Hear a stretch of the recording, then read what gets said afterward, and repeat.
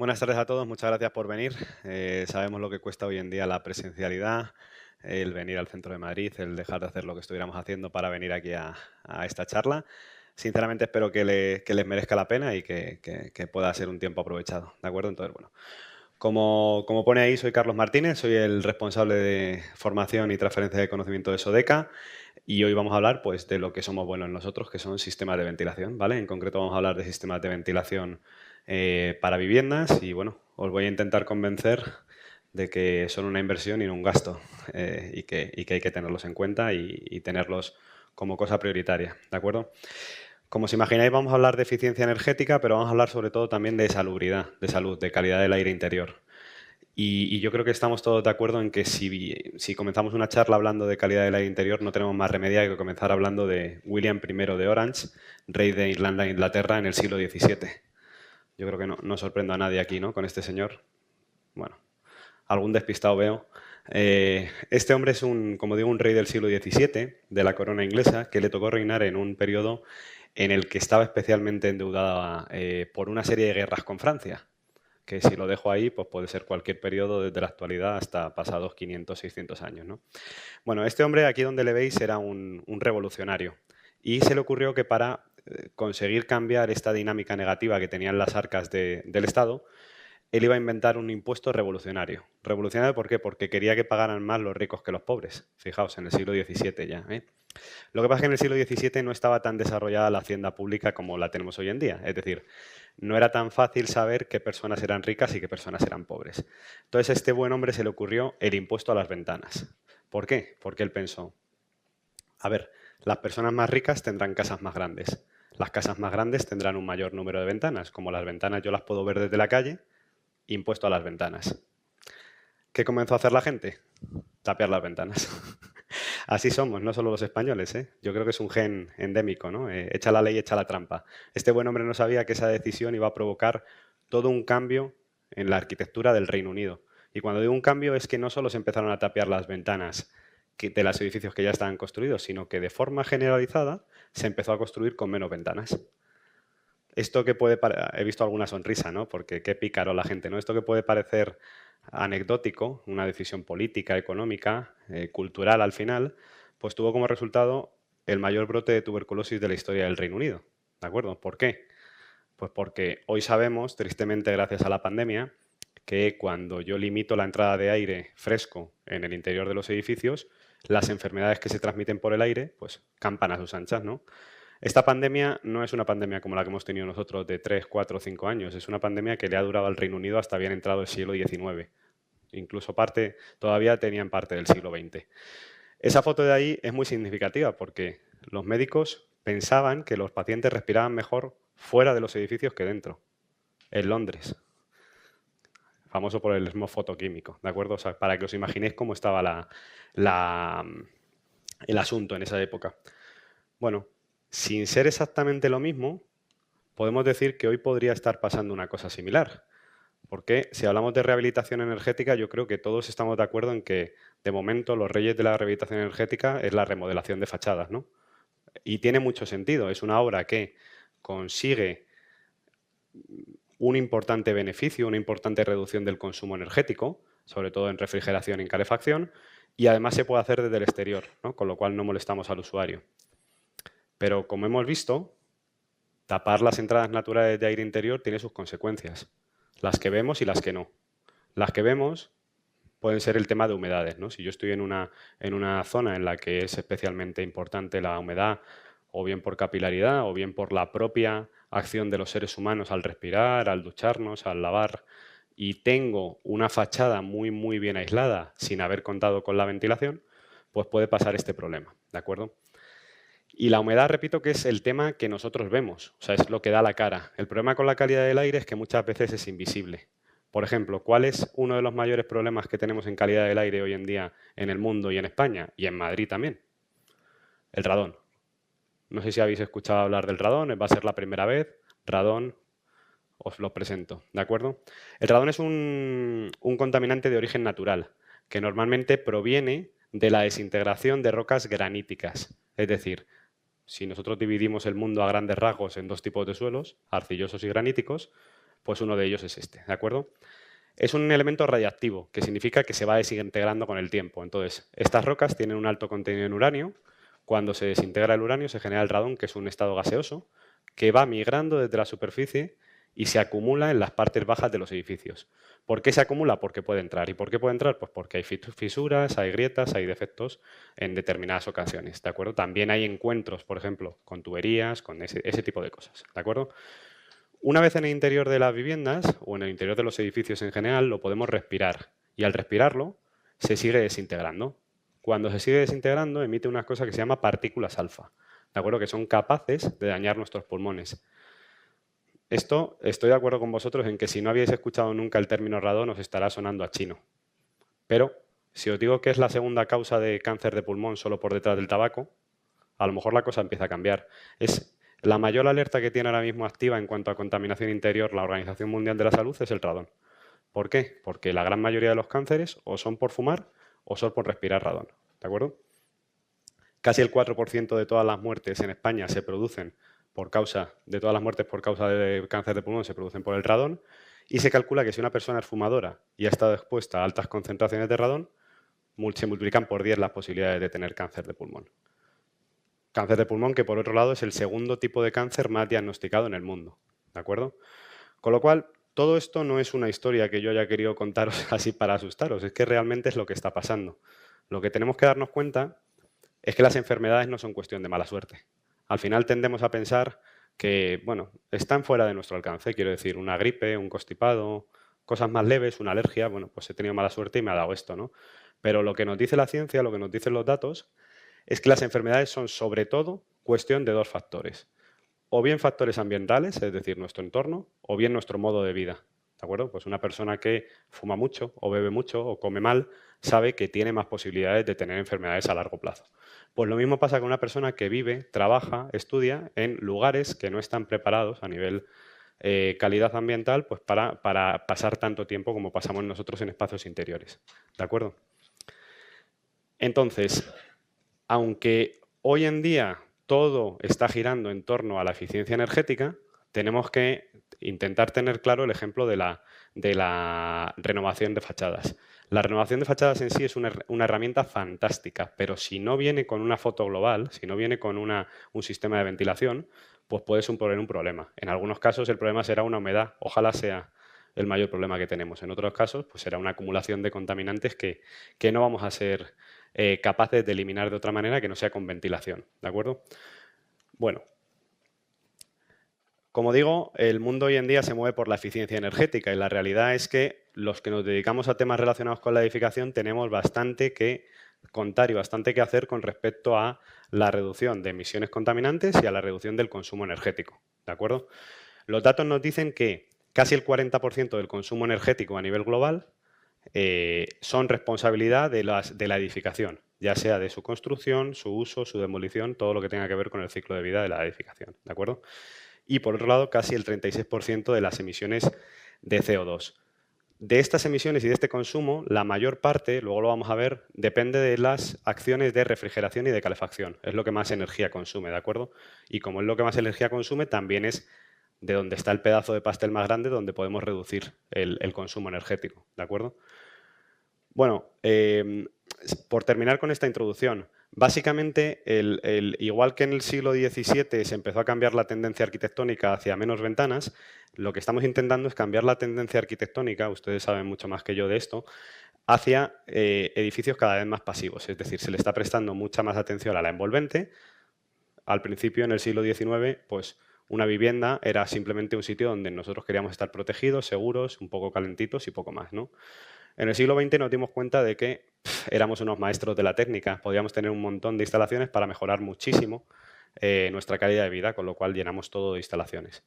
En el siglo XXI, o bien avanzado el siglo XXI, cada vez es más frecuente intentar reducir el número de instalaciones todo lo que podamos, porque además la normativa europea cada vez nos está insistiendo más en este punto, aislar muy bien la vivienda o el edificio, pero hoy estamos hablando de viviendas, y sobre todo ese dibujito que veis ahí es la utilización de recuperadores de calor, ¿de acuerdo?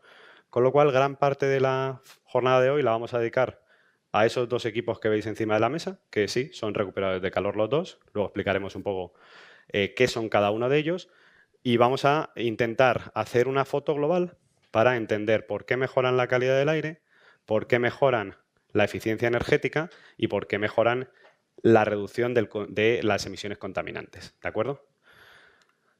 Entonces, bueno, hecha esta introducción, simplemente deciros que la presentación la vamos a compartir con todos vosotros cuando finalice el evento. Tenemos los datos de correo. Y también me parece que la estamos grabando, con lo cual, si alguno se queda dormido en mitad de la charla, lo puede volver a recuperar luego, ¿no? Como hacemos con Netflix, ¿vale? Entonces, no os preocupéis por ese tema, que yo sé que ya estamos todos muy cansados, ¿de acuerdo? Bueno, también daros la enhorabuena porque habéis superado la primera de las 5 etapas de este viaje que vamos a hacer esta tarde. La segunda va a ser un poco un repaso por las soluciones de ventilación que podemos encontrar en las viviendas. Básicamente aquí podéis ver los dos tipos que hay, simple flujo o doble flujo con recuperador de calor. Los dos hijos que tenemos podéis ver cuál es mi favorito, ¿no? Más o menos por la extensión que le voy a dedicar a cada uno, ¿de acuerdo? La tercera parte va a ser lo que todos estamos esperando, un repaso por la normativa. Yo creo que es lo más emocionante que siempre hablamos aquí. Bueno, es interesante ver lo que dice la normativa, qué dice, por qué lo dice y en qué podemos mejorarla, porque yo creo que siempre se puede mejorar, ¿de acuerdo? Vamos a hacer un repaso desde lo más conocido quizá, que es el código técnico, también la certificación de la eficiencia energética, hasta temas muy de actualidad como son los certificados de ahorro energético, los CAES, o la certificación Passive House, ¿de acuerdo? Por último, vamos a tener una parte de casos prácticos que vamos a dedicar un poco a ver cómo sería el diseño, tanto en obra nueva como sobre todo en rehabilitación, porque estamos aquí en el Colegio de Arquitectos Técnicos, para simple flujo muy levemente y para recuperador de calor, que tiene una serie de, sobre todo, consejos de instalación y si nos dedicamos a ser jefatura de obra, pues en qué tenemos que estar atentos, ¿no? Cuando lo estemos instalando, ¿de acuerdo?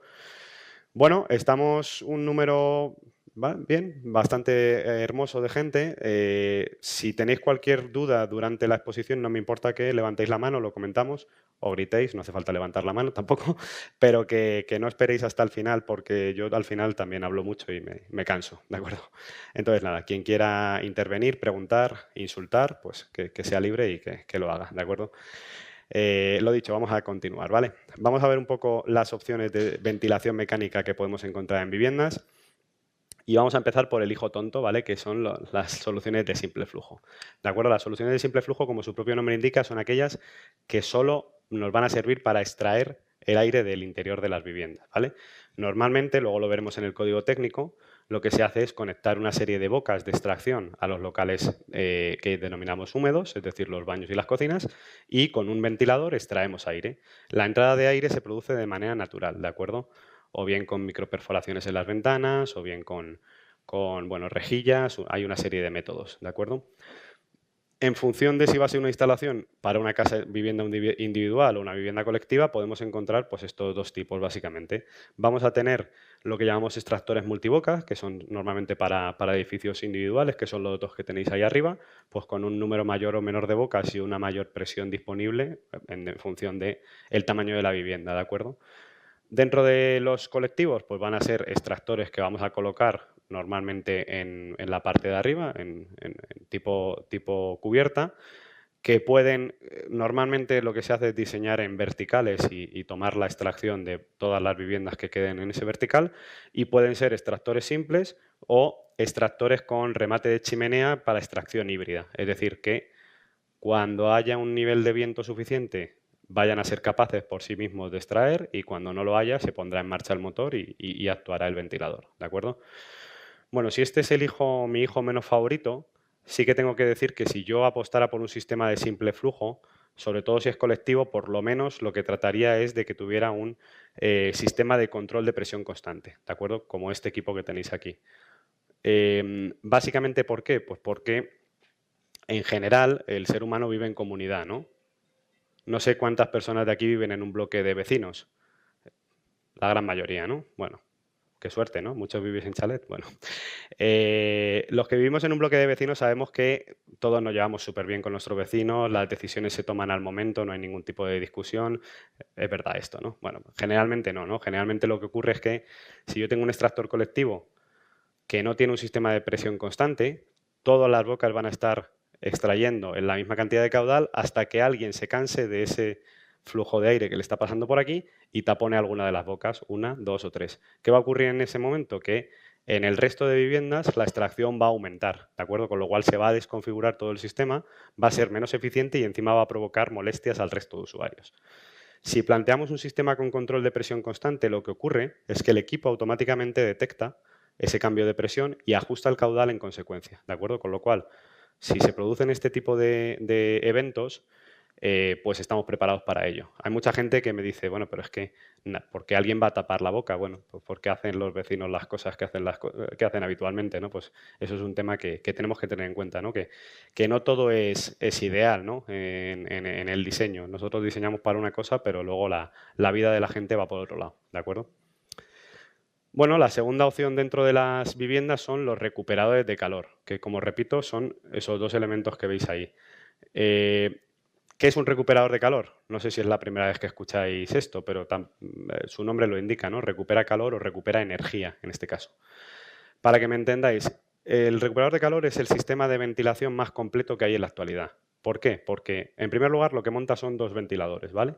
Uno que se va a usar para aportar aire fresco del exterior y otro que se va a usar para retornar el aire viciado del interior de la vivienda, extraer, ¿de acuerdo? ¿Qué es lo que pasa? Que en el medio de esos dos ventiladores tiene un elemento que se llama intercambiador de calor, ¿de acuerdo? Que lo que hace es poner muy juntitos los dos flujos de aire. Entonces hay un proyecto físico, no me sale la palabra, bueno, debido a la física, cuando nosotros ponemos en contacto, no directo, pero a lo mejor en contacto pared con pared, dos fluidos, la energía se cede del que tiene más energía al que tiene menos. Es decir, el fluido más caliente cede energía al fluido más frío. Esto lo podemos aprovechar para, a la vez que ventilamos, renovamos el aire en el interior de la vivienda, estamos ahorrando energía en calefacción y en refrigeración. Os pongo un ejemplo. Mañana fresquita, que amanece en invierno en Madrid, por ejemplo, 0 grados de temperatura, ¿de acuerdo? Voy a aportar ese aire. Ya os he convencido antes de que es necesario aportarlo, ¿no? Porque alguno me dirá, pues no abro la ventana y ya está, me quedo como estoy. No, es que tenemos que renovar el aire interior, ¿de acuerdo? Aportamos ese aire y ese aire va a pasar por una serie de filtros mecánicos que van a hacer que el aire no entre directamente como está en la calle. Si yo vivo cerca de una carretera o cerca de una fábrica o tal, el nivel de partículas que tenemos es importante, ¿de acuerdo? Voy a introducir ese aire y a la vez voy a estar extrayendo el aire en el interior de la vivienda que, como yo me he gastado mi dinero en calefacción, he conseguido tenerlo a 20 grados, 21, 22, la temperatura que yo le haya fijado, ¿de acuerdo? Cuando esos dos flujos se cruzan en el intercambiador de calor, lo que hace es que el aire de extracción que está viciado le cede su energía al aire de aportación, ¿de acuerdo? Con lo cual, en vez de introducir el aire a 0 grados, lo estoy introduciendo a 16. Y si lo estoy introduciendo a 16, significa que el salto térmico que tiene que hacer mi calefacción para llegar a 20 grados, pues ya solo es de 4 grados. Ahí es donde está el ahorro, ¿de acuerdo? Tenemos la suerte de que hace relativamente poco se han sacado unas fichas relativas al certificado de ahorro energético, a los CAEs, que nos permiten calcular exactamente cuánto ahorra en electricidad, tanto en calefacción como en refrigeración, un recuperador de calor, con lo cual a lo largo de la jornada lo vamos a ver. Vamos a ver exactamente cuánto puede ahorrar ese equipo instalado aquí en Madrid, ¿de acuerdo? Y cuándo es el retorno de la inversión, ¿vale? Bueno, en función de los tipos de recuperadores o del tipo de intercambiador que monten estos recuperadores, podemos encontrar dos tipos diferentes. Y esto es la clasificación en función de dónde recuperen la energía. Mirad, si solo recuperan la energía de diferencias de temperatura, es decir, del más caliente al más frío, se denominan recuperadores sensibles, ¿de acuerdo?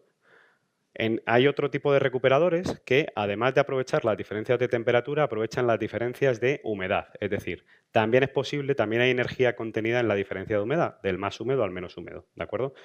Esos se denominan entálpicos.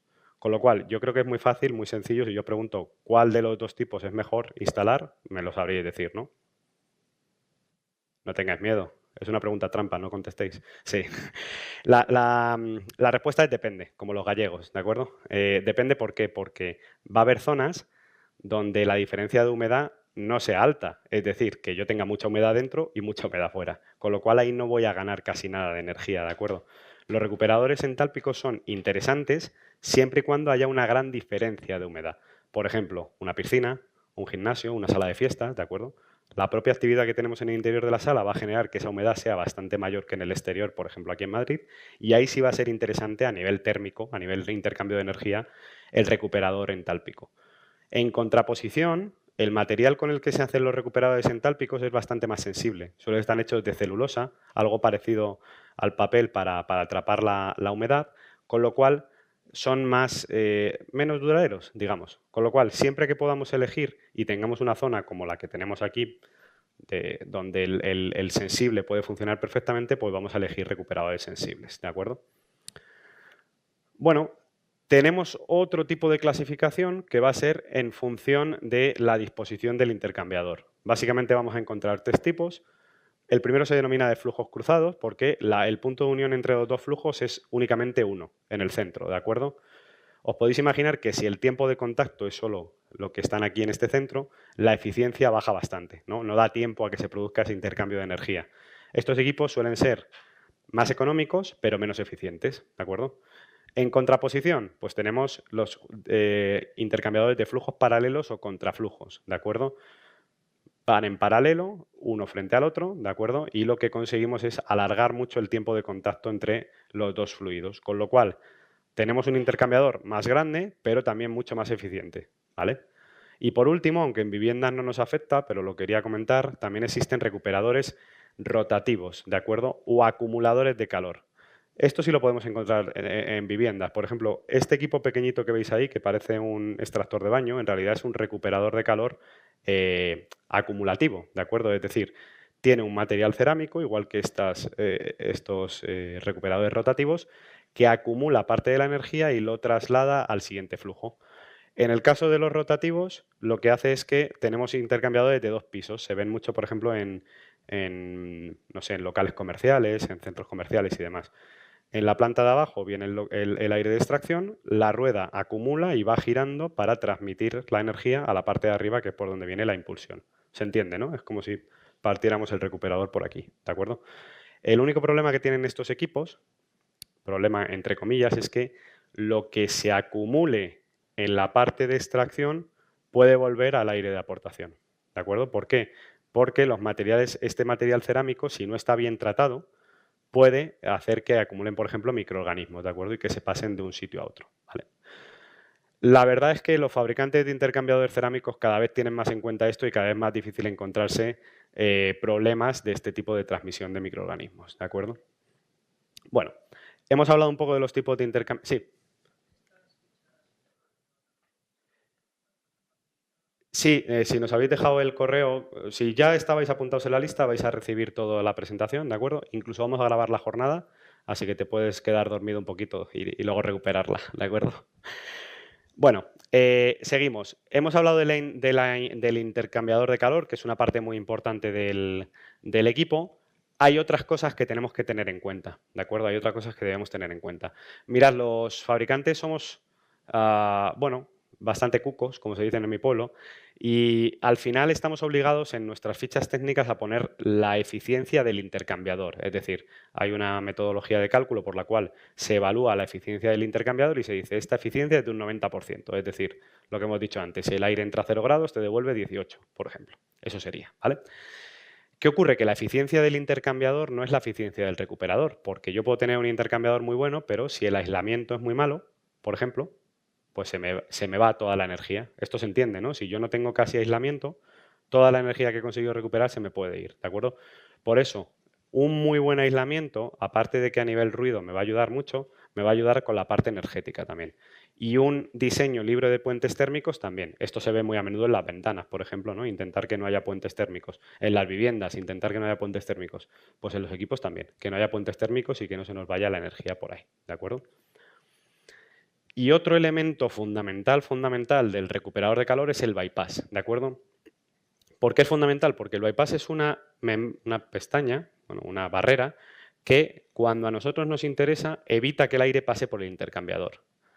Y alguno me va a decir, joder, llevas 10 minutos hablando de la importancia de recuperar la energía, ¿por qué voy a querer yo que el aire no pase por el intercambiador? Bueno, pues hay determinadas circunstancias donde va a ser beneficioso para nosotros. En aquellas donde se puede hacer lo que se llama free cooling o enfriamiento gratuito, ¿de acuerdo? Imaginaos esta situación. Una mañana de verano, que ha amanecido algo fresco en el exterior, unos 15, 12, 10 grados, ¿de acuerdo? Mientras tanto, en el interior, por el tema de que hemos estado durmiendo, se ha acumulado el calor, ¿de acuerdo?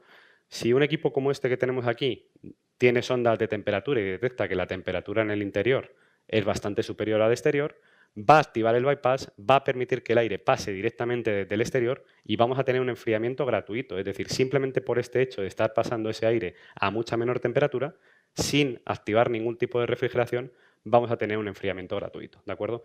Con lo cual es muy importante, primero, que estos bypasses estén bien diseñados para funcionar en todo momento como tienen que funcionar y que las sondas de temperatura funcionen debidamente para permitir su uso cuando sea necesario, ¿de acuerdo? Entonces, el free cooling es otra de las cosas que tienen los recuperadores de calor, los grandes, los que tenemos un poco más allí, que es importante tener en cuenta, ¿de acuerdo? Bueno, un poco un resumen de todo lo que os he dicho. Lo último que me quedaría por comentar es que el lugar de la instalación es muy importante. Mirad, yo he llegado a ver estos recuperadores de calor domésticos, el que tenemos en la parte izquierda, instalados a veces en la terraza, ¿no? Como si fuera un aire acondicionado, el ventilador de un aire acondicionado. Bueno, tenéis que pensar que si yo instalo el equipo en el exterior, voy a tener mayores cargas térmicas. Quiero decir, se va a calentar más en verano y se va a enfriar más en invierno, con lo cual la eficiencia va a ser mucho menor, ¿de acuerdo? Si podemos instalarlo en el interior, siempre va a ser mejor para lo que lo estamos utilizando, que es para recuperar energía, ¿vale? Bueno, vamos a ver un poco algunos detalles de estos equipos que tenemos aquí, ¿vale? Los tipos de recuperadores de calor que nos podemos encontrar, ¿vale?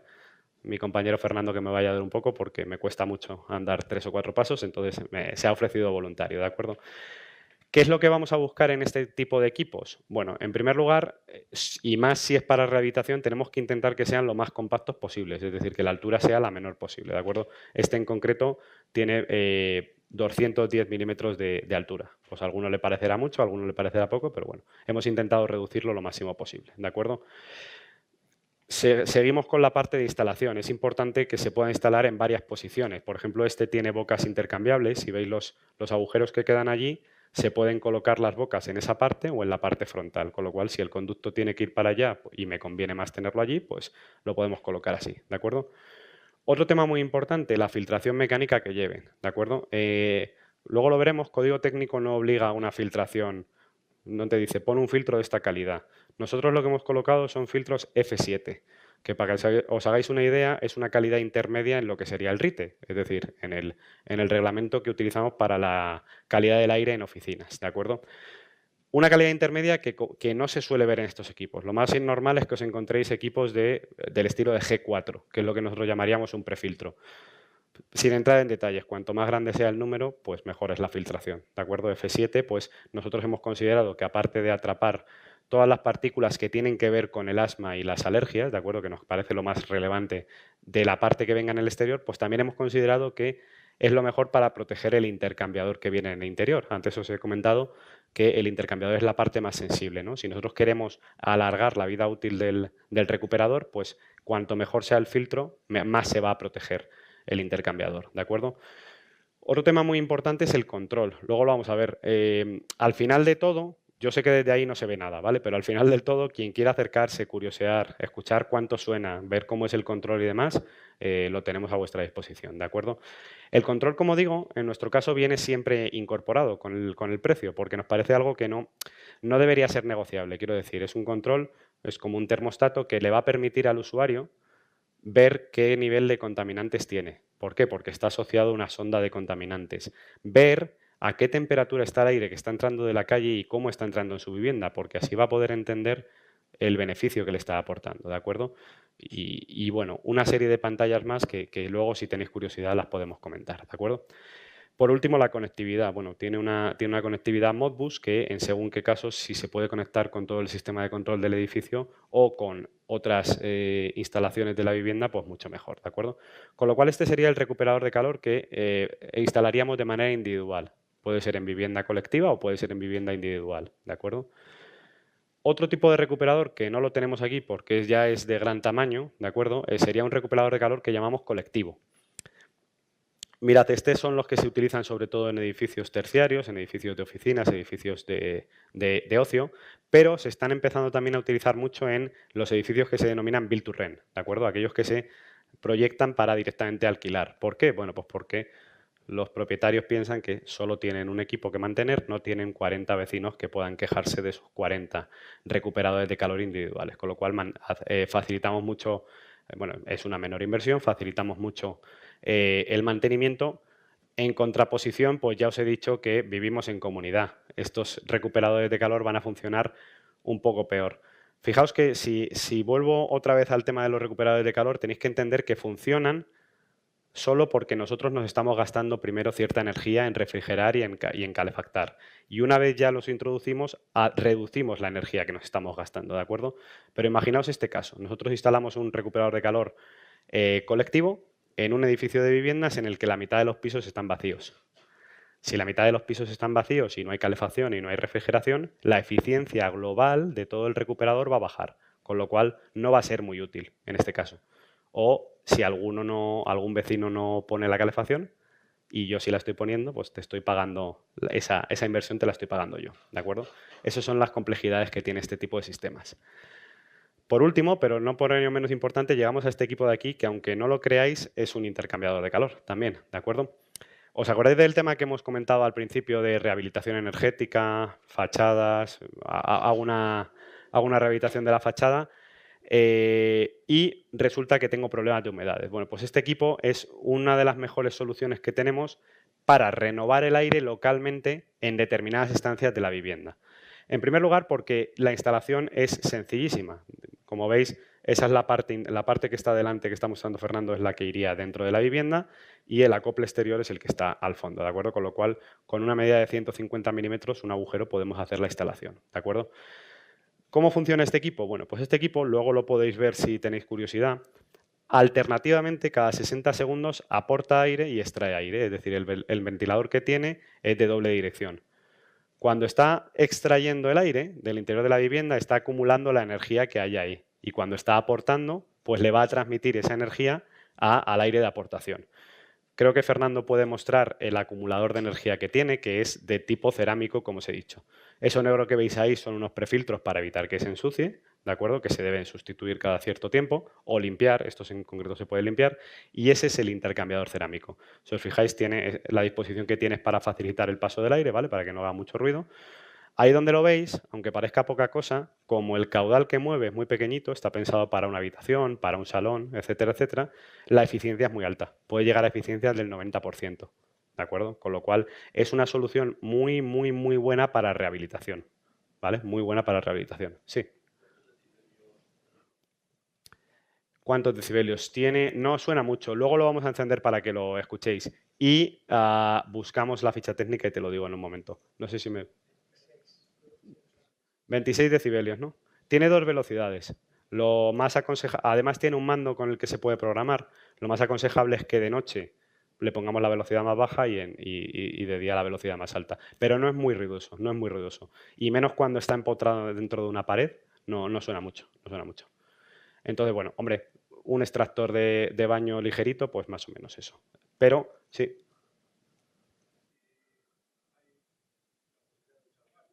Efectivamente, sí, iba a ello.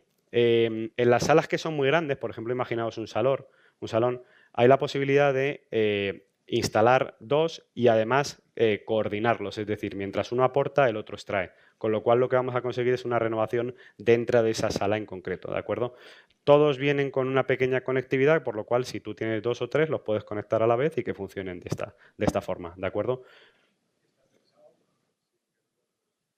Efectivamente, está pensado en sustitución de cuando. A ver, lo ideal, si vosotros vierais esto y tuvierais todas las posibilidades del mundo, lo normal es poner el otro, porque la distribución del aire va a ser mejor, la eficiencia va a ser mejor, todo va a ser mejor. Pero en los casos que nos encontremos de rehabilitación energética, en los que no sea posible, porque no tengamos espacio ni para los conductos, ni para hacer prácticamente la instalación, esto es una muy buena solución.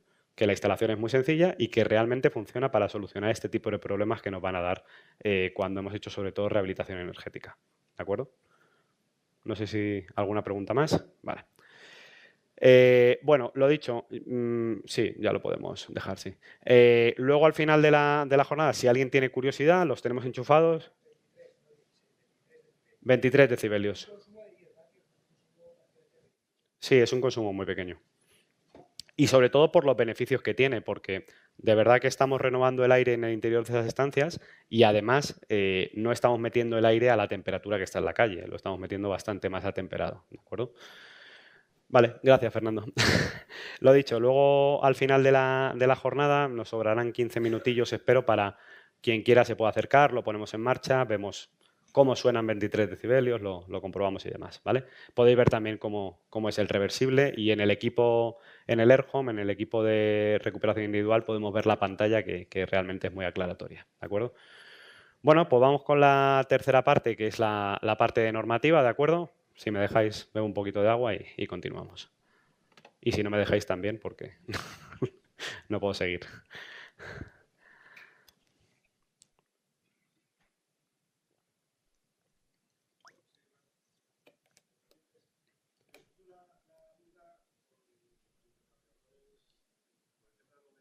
Sí. Ajá.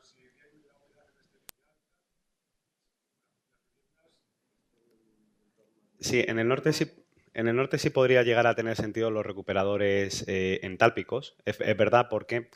Pero fijaos, no por la energía, porque si en las viviendas sí que hay una humedad elevada, no digo que sea la misma que en la calle, pero si es elevada, la energía no vamos a ganar tanto. Pero es verdad que tiene una contraposición, que es que esos intercambiadores recolectan parte de la humedad, ¿de acuerdo? Entonces, no nos vale a nivel energético, pero a nivel meter menos humedad sí nos está valiendo, ¿vale? ¿Alguna más había por ahí? ¿No? ¿Por allí tampoco? No, vale. Continuamos. Bueno, pues vamos a empezar hablando de normativa un poquito. Espero que sea como arrancar una tirita, ¿de acuerdo? Corto y rápido. Vamos a hablar del código técnico de la edificación, sobre todo de dos documentos básicos. Como sabéis, el código técnico se divide en documentos básicos. Vamos a hablar del HE, que es el de ahorro de energía, y del HS, que es el de salubridad, ¿de acuerdo? El HE, en concreto, nos vamos a centrar en el que más nos afecta para los sistemas de ventilación, que es el HE0, que es el de limitación de consumo energético. Mira, creo que esto no sorprende a nadie si digo que los mayores cambios normativos que ha habido y va a haber en los próximos años en España van a tener que ver con la limitación del consumo energético.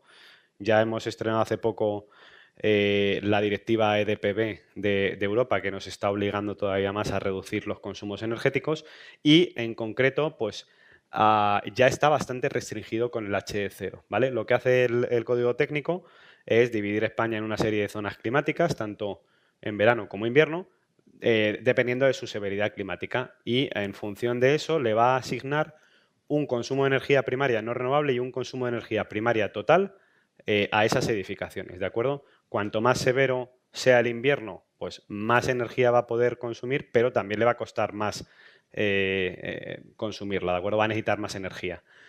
Bueno, os voy a hacer un pequeño adelanto. El código técnico, en su apartado de salubridad, no obliga a instalar recuperadores de calor, de momento, ¿de acuerdo? No obliga.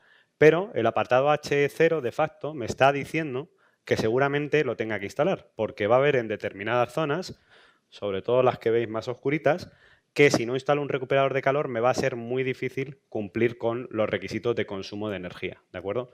Entonces, bueno, sí, siempre puedo jugar con el tema del espesor de la pared y hacer una pared así de grande o buscarme la vida, pero en general, para vivienda nueva sobre todo, facilita mucho, aparte de todos los beneficios que hemos comentado a nivel salud, instalar recuperadores de calor, ¿de acuerdo? Bueno, el HS, el documento básico de salubridad, vamos a encontrar dos apartados relacionados con la calidad del aire, uno propiamente de calidad del aire interior y otro relativamente reciente del año 2019, que es de la protección frente a la exposición al gas radón. Con lo cual, si a alguno le ha pillado de nuevas lo que he comentado del radón, que sepa que desde 2019 lo tenemos en código técnico, ¿de acuerdo? Bueno, ¿qué nos dice el HS3? Básicamente nos dice que el aire debe circular. El mantra que nos dice el código técnico es que el aire debe circular de los locales secos a los locales húmedos. Es decir, el código técnico quiere que el aire de aportación entre por las habitaciones, por el salón y se extraiga por los baños y por las cocinas. ¿Por qué quiere esto el código técnico de la edificación? Bueno, pues porque piensa que los mayores enemigos para las personas que vivimos en el interior van a ser la humedad y los malos olores. Con lo cual, si provoco que el aire siempre circule de los locales secos a los locales húmedos, los olores y la humedad no se van a escapar de ahí, ¿de acuerdo? Esto tiene relevancia que os lo comente porque si no lo tenéis por mano, El RITE no funciona así. El RITE no te obliga a que el aire haga este recorrido. De hecho, lo más normal en una sala como esta es tener aportación y extracción, las dos cosas. Es decir, aporto por un lado y extraigo por otro. Y la renovación la voy a generar así. ¿De acuerdo? Con lo cual, esto es una cosa que ya es diferente en el código técnico. ¿Vale? Bueno,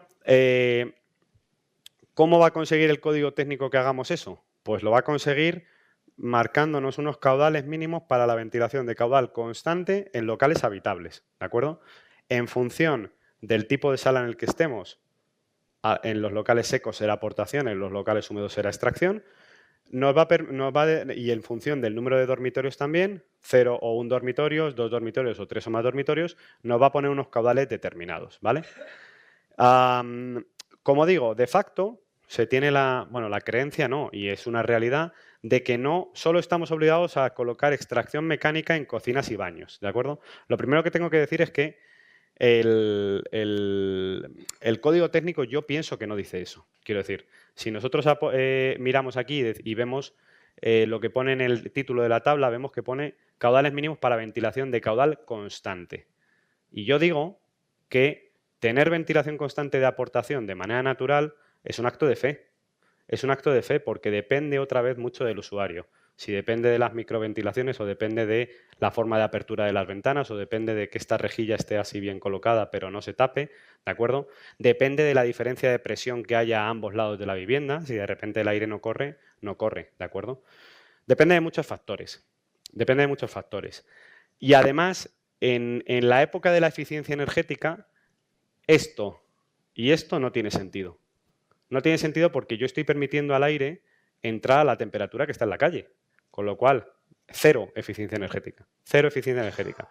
Y además le estoy permitiendo entrar en las condiciones en las que está, sin ningún tipo de filtración. Con lo cual va a entrar como esté, igual de contaminado que esté en el exterior. ¿De acuerdo? Con lo cual, yo esto lo llevo diciendo 3 o 4 años y no ha ocurrido todavía, pero yo, si tuviera que apostar, diría que próximamente conseguiremos que esto cambie. Y yo creo que, no sé si será obligatorio, pero sí que será prácticamente de sentido común introducir la ventilación mecánica tanto para aportación como para extracción. ¿De acuerdo? Porque es que además pasa una cosa, y la vamos a ver luego con el tema del radón. Bueno, os lo voy a adelantar, venga, ya que lo tenemos fresco. Yo os he dicho que el radón proviene del suelo, ¿no? Normalmente. También puede estar en los materiales de construcción. Hay materiales de construcción graníticos que pueden tener radón, pero mayoritariamente viene del suelo. El código técnico está diseñado para que las casas estén mayoritariamente en depresión, ¿de acuerdo? Muchas de estas combinaciones de aportación y extracción nos da como resultado más extracción que aportación. Es decir, extraigo más aire del que entra de manera natural, si es que entra lo que decimos que está entrando. Si yo tengo un local en depresión, voy a invitar a que cualquier tema gaseoso, aire u otras cosas, entre en la vivienda. ¿Estamos de acuerdo o no estamos de acuerdo?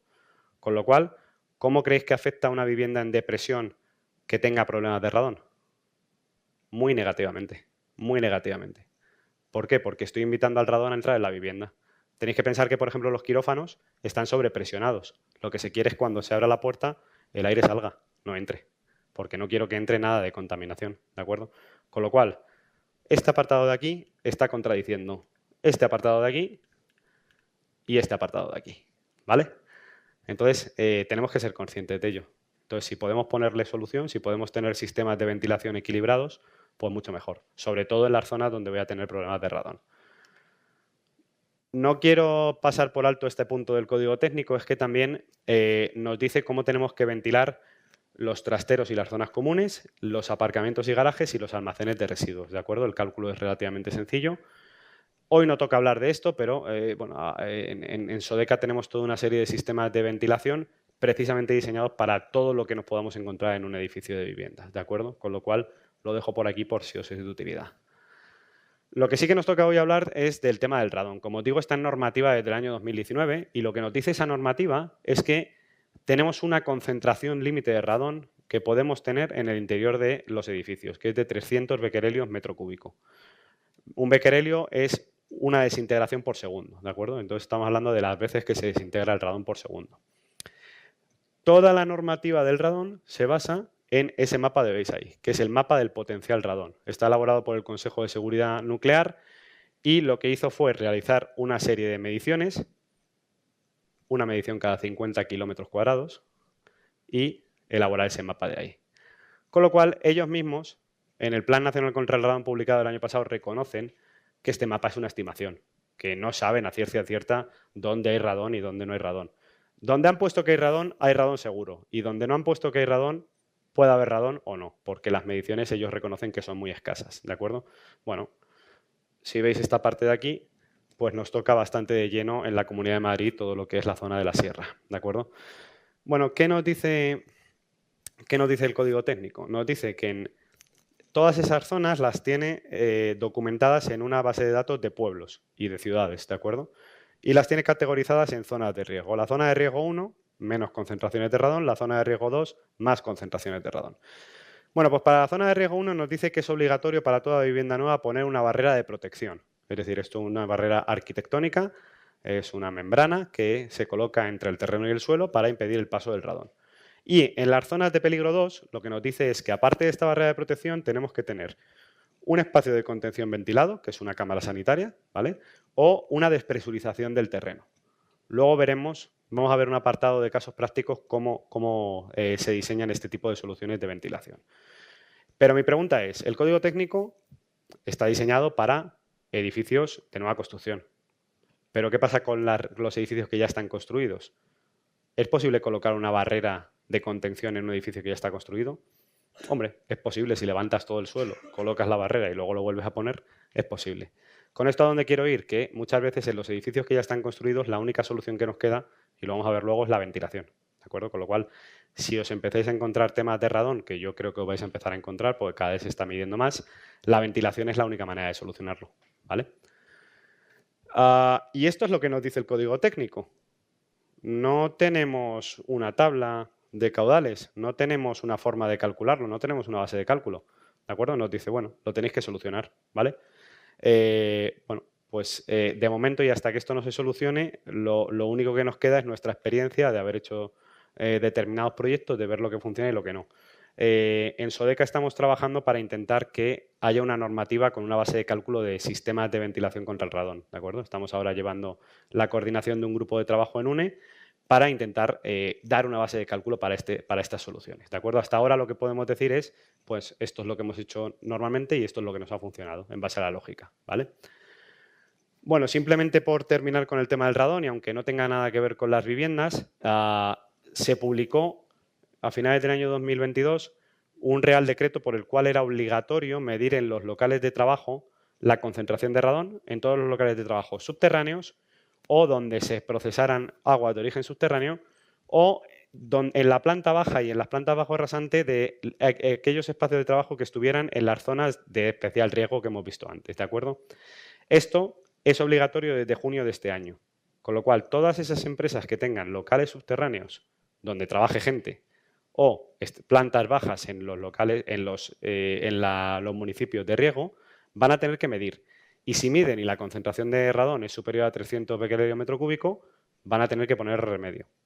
Nuevamente volvemos a la ventilación, con lo cual a nosotros ya nos están empezando a llegar bastantes consultas de este tipo de cosas, ¿de acuerdo? Para que lo tengáis en cuenta. Bueno, eso en cuanto a la normativa de obligado cumplimiento de diseño de sistemas de ventilación en viviendas, ¿de acuerdo? Vamos a hablar ahora de, digamos, el espejo donde mirarnos, ¿de acuerdo? La certificación Passive House, antes os he dicho que básicamente las tendencias arquitectónicas estaban tendiendo hacia una edificación más pasiva. Bueno, pues la certificación Passive House es, digamos, llevar esto al extremo, ¿vale?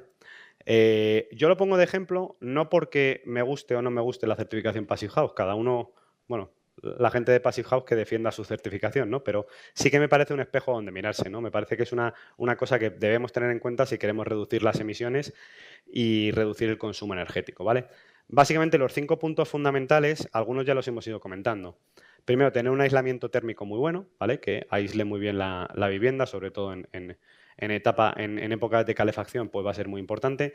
Tener unas ventanas que ellos denominan Passive House, ventanas y puertas, pero básicamente son de muy alta eficiencia, con una transmitividad térmica muy bajita, que me permitan bueno, pues mantener una buena temperatura en el interior de la vivienda.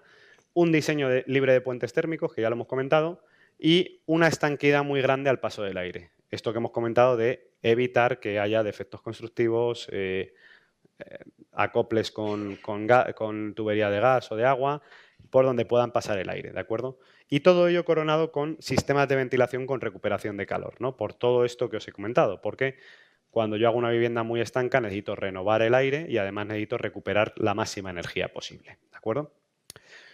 Bueno, vamos a hablar de otro tema que son los certificados de eficiencia energética de los edificios. Bueno, como sabéis, desde hace bastantes años es obligatorio realizar este tipo de certificación de eficiencia energética siempre que se vaya a vender o alquilar una vivienda, ¿no?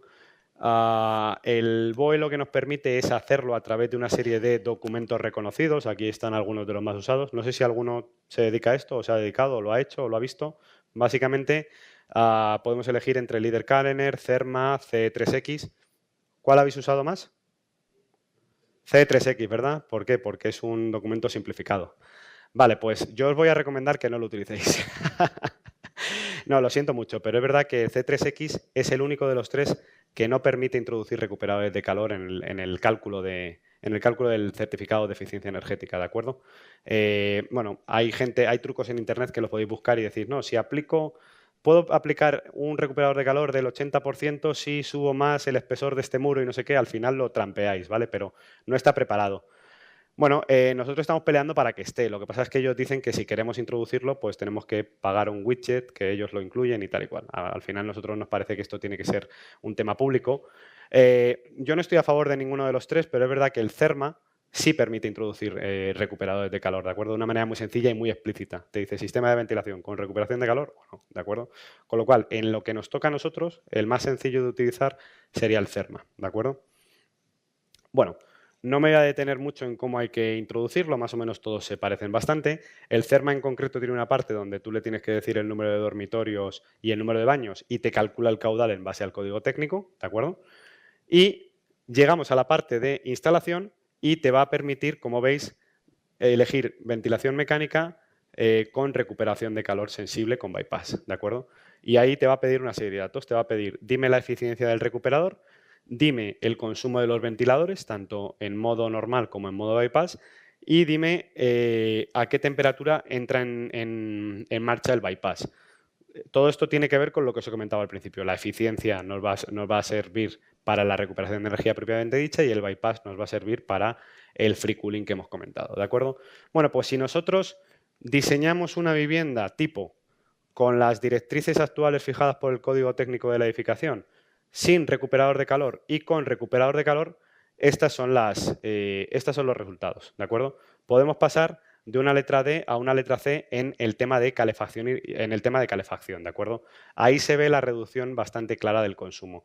Luego lo vamos a ver todavía más claro, ¿no? Pero es verdad que en rehabilitación, si os podéis imaginar, pues este salto se puede ver de una manera más gráfica, ¿vale?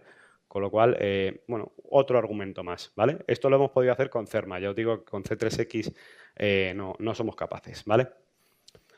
Bueno, y se parece mucho a la certificación energética de los edificios, pero en este caso son los certificados de ahorro energético. Esto es, yo creo que el palabra de moda ahora mismo. No sé si lo habéis escuchado, ¿sabéis lo que es?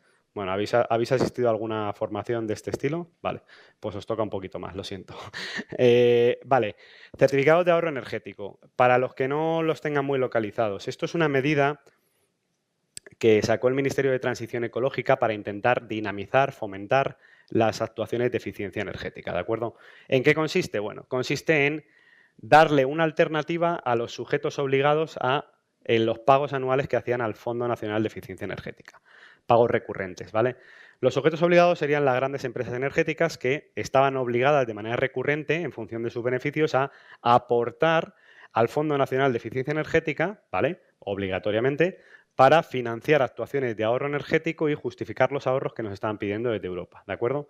A partir del año 2023, el Ministerio les da otra alternativa. Les dice, mira, lo que podéis hacer es comprar certificados de ahorros energéticos, es decir, otras personas hacen medidas de eficiencia energética, vosotros las compráis, pagáis a un precio que establecéis según mercado y siempre va a ser menor que el precio fijo que pagabais al Fondo Nacional de Eficiencia Energética y con esto justificamos los ahorros a Bruselas, ¿vale? Se parece bastante, ¿os acordáis a cuando se podían comprar las emisiones de CO2, ¿no? Que unos países emitían más y se lo compraban a otros y demás? Bueno, se parece bastante a eso, ¿vale? Al final, ¿qué es un CAES? Un CAES es un certificado, un documento digital que confirma que hemos logrado un ahorro equivalente a 1 kilovatio hora de energía final como resultado de implementar cualquier medida de eficiencia energética, ¿vale? Tenemos unos actores principales dentro de los CAES. Tenemos los ahorradores energéticos, que puede ser cualquier comunidad de vecinos, cualquier empresa, cualquier entidad pública, cualquier edificio, digamos de manera considerable grande, no una vivienda unifamiliar. Podría ser un CAES, pero nadie se va a fijar en esa cantidad de energía tan pequeña, que aplique una medida de eficiencia energética, puede ser renovar la fachada, colocar placas solares, colocar recuperadores de calor, ¿de acuerdo? Y con los ahorros que demuestre que ha conseguido en un año, pueda vender esos ahorros a las grandes energéticas y ahorrarse parte de lo que le va a costar la instalación, ¿vale? Al margen de los beneficios que va a obtener de aplicar esa medida de eficiencia energética.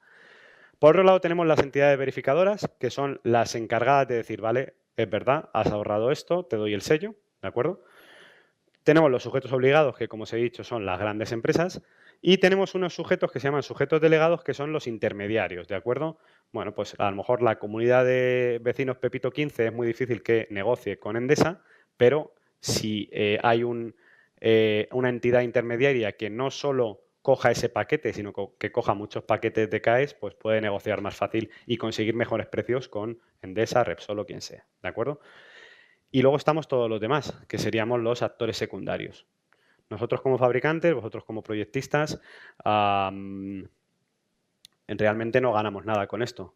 Lo que nosotros ganamos es, en primer lugar, luego voy a enseñar que ganamos credibilidad, porque por fin tenemos una manera fidedigna de demostrar los ahorros que llevamos años diciendo que tienen estos equipos, y lo que ganamos entre todos es tener otro argumento para intentar potenciar equipos que sabemos que son más eficientes y poder intentar llegar al consumidor final de esa manera, ¿de acuerdo?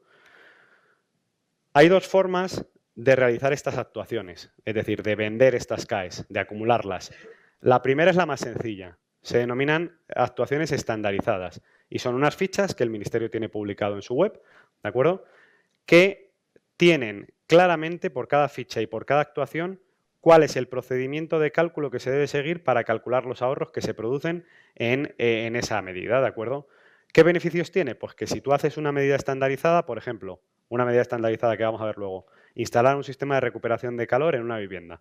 Si lo haces de esa manera, ya tienes prácticamente asegurado que el CAES te lo van a sellar. Entonces, te va a ser muy barato hacer la verificación, prácticamente no te cobra nada la entidad porque lo único que hace es ver el documento que tú le has entregado y sellarlo, prácticamente, ¿vale?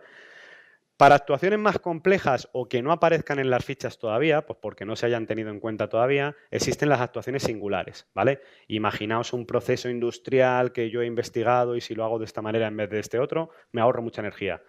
Vale, pero te vas a gastar más dinero en demostrarlo porque no tienes una ficha estandarizada reconocida por el Ministerio, con lo cual la entidad verificadora va a llevar más tiempo para realmente asegurar estos ahorros que estás haciendo y demás, ¿vale?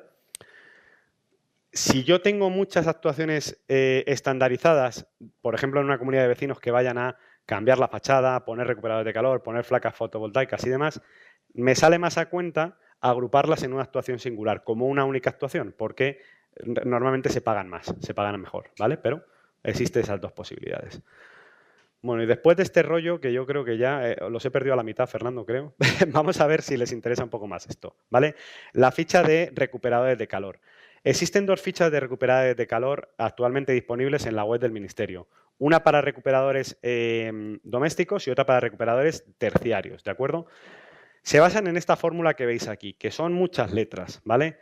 Como voy a pasar la presentación, luego la podéis mirar con mayor detalle, pero básicamente son una serie de datos que ya vamos a encontrar tabulados en la propia ficha, es decir, datos como número de horas de funcionamiento de la calefacción al año. Bueno, pues en función de la zona climática va a haber una tabla y te va a decir 4.492, ¿vale? En Madrid, por ejemplo. Diferencia media de temperatura entre el exterior y el interior. Eficiencia media de calefacción del sistema de calefacción existente. Pues la eficiencia será mayor si es una bomba de calor que si es una caldera de gasoil. Ese tipo de cosas, ¿vale? Yo creo que con el ejemplo práctico se va a ver mejor. ¿Cuáles son los tres únicos datos que no van a venir tabulados? NT, que es la eficiencia del recuperador de calor, ¿de acuerdo? S, que es la superficie de la vivienda, y CELEC, que es el consumo eléctrico de los ventiladores del recuperador, ¿de acuerdo? Como veis, está puesto al final y restando, es decir, la energía que voy a recuperar menos la que estoy gastando en operar el sistema. A mí cuando me preguntan que cuando consume un recuperador de calor, siempre digo que consume negativo, porque recupera bastante más energía de lo que está consumiendo, ¿de acuerdo?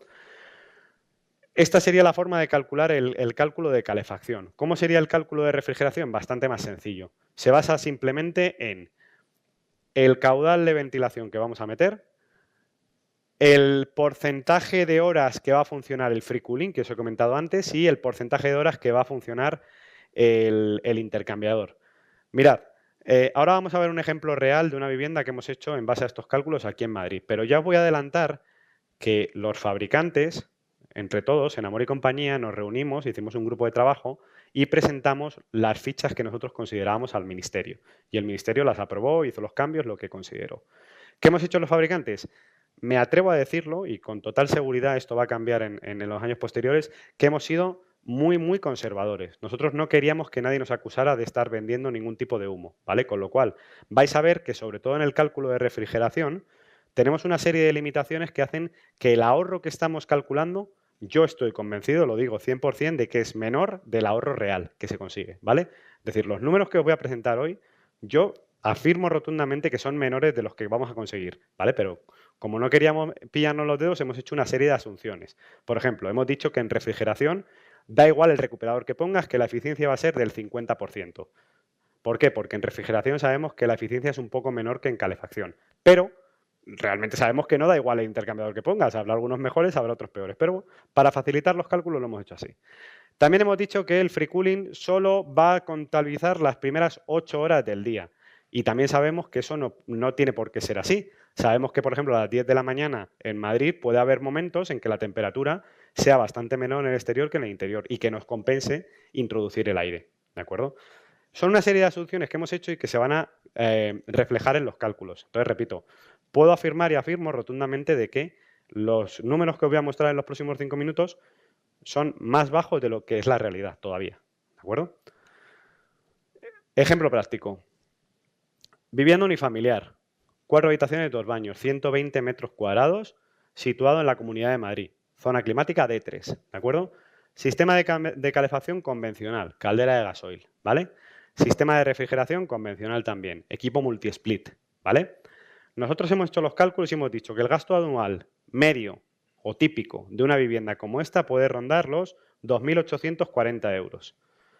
Si alguien quiere revisar los cálculos, los tenemos ahí. Al final de la jornada los revisamos y me decís, eso no puede ser, ¿cómo va a ser tanto? Bueno, hemos hecho este cálculo, ¿vale? Un cálculo de un gasto anual, tanto en refrigeración como en calefacción de esa vivienda, ¿de acuerdo? Y vamos a hacer el cálculo para el cual necesitamos los 3 datos que hemos dicho, ¿no? El consumo eléctrico del recuperador, que será 400 kilovatios hora al año, la eficiencia según la normativa de ecodiseño, que suelen ser condiciones un poco más complejas, con lo cual suele ser una eficiencia un poquito menor incluso de lo que nosotros ponemos en las fichas técnicas, y el caudal de ventilación del equipo, ¿de acuerdo? Bueno, pues si hacemos estos cálculos, con las fórmulas grandes que hemos visto antes, lo que obtenemos es un ahorro total de 3.582 kilovatios hora al año, que con un precio de la luz medio de 0,25 euros por kilovatio hora después de impuestos, algo más o menos razonable, nos da un ahorro de 896 euros al año. Es decir, un 30% menos de gasto en calefacción y en refrigeración una vez instalado el recuperador de calor. Si calculamos el retorno de la inversión, imaginémonos que en vez de una vivienda tenemos 40, ¿vale? Es un bloque de viviendas. ¿Por qué? Porque quiero aplicarlo de los CAEs también, para que lo veáis, ¿vale? Comunidad de vecinos con 40 viviendas. Vamos a fijar la instalación, el coste de instalación medio de un recuperador de calor en 3.000 euros por vivienda, más o menos, ¿vale? Pueden ser, en algunas ocasiones serán 2.500, en otras ocasiones serán 3.500. Bueno, vamos a decir 3.000, ¿de acuerdo? No nos alejamos mucho de la realidad. Primero podemos calcular el precio de venta de esos CAEs que hemos generado. Es decir, hemos ahorrado 3.582 kilovatios euro al año y hemos negociado con Endesa, por ejemplo, y nos va a pagar 0,10 euros kilovatio hora por esos CAEs, ¿de acuerdo? Ese dato lo he cogido de un CAEs que se ha vendido, un grupo de CAEs que se han vendido hace relativamente poco y es un precio medio de mercado, ¿de acuerdo? Por las 40 viviendas vamos a obtener una venta de CAEs de 328 euros, que lo que supone es que un ahorro o un reparto entre las viviendas de 358 euros, con lo cual la instalación del equipo, en vez de valerme 3.000, me va a valer 2.700, ¿vale? Hasta aquí estamos de acuerdo, ¿vale? Pues ahora tenemos que sumar el beneficio que vamos a obtener de poner esos recuperadores de calor. Si el coste de la inversión son 3.000 euros menos 358, vamos a ser buenos, vamos a poner 50 euros al año para el cambio de filtros. ¿Qué os parece? ¿De acuerdo? Ponemos esos 50 euros. Si el ahorro total son 896 euros al año, en vez de 2,94 euros, a lo mejor me sale un retorno de 3,25. ¿Vale? Un retorno de la inversión a 3 años de un equipo que puede durar entre 15 y 20 años, pues yo creo que es una inversión muy buena, ¿vale? Hablando de dinero, hablando de eficiencia energética, vamos a estar ahorrando toda esa cantidad de energía. Y hablando de salud, porque como os digo, mejora mucho la salud de los usuarios, ¿vale? Entonces, bueno, a mí el tema de los CAEs me parece que a nosotros nos toca de manera transversal, pero yo estoy muy contento de que existan estas fichas, ¿vale? Tenéis el nombre de la ficha ahí por si si queréis que os la mande directamente, me la podéis pedir y os la mando también, ¿vale? Pero vais a encontrar esa ficha en internet y vais a poder ver un poco, hacer de profesores y ver si el cálculo es correcto o no es correcto, ¿vale? Pero es un retorno a la inversión muy, muy, muy, muy interesante. Que yo sé que a nosotros lo que nos importa es la salud, pero al resto le interesa el dinero también, ¿vale? Bueno, vamos a llegar a la última parte de la presentación, ¿vale? Que es un poco los casos prácticos de, sobre todo, intentar centrarlo en los consejos tanto de diseño como de instalación de este tipo de equipos, ¿vale? ¿No ha quedado ninguna duda con esto? ¿Nadie me quiere rebatir, decir que soy un flipado, que no, que esto no lo he hecho? Bueno, yo creo que son unos datos interesantes, de verdad, ¿eh? Sí.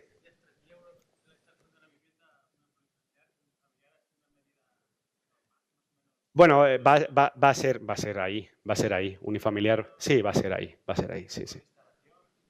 Sí, sí, sí, con instalación y todo, sí, sí, sí, más o menos. Va a estar ahí, ¿eh? Si me quieres decir, oye, es que yo lo he encontrado más caro, 4.000, bueno, pon 4.000, no se va a ir más de ahí. Y el retorno de la inversión, pues va a ser 3 años y medio, ¿vale? Entonces, más o menos así. 0,25. He dicho después de impuestos. Después de impuestos.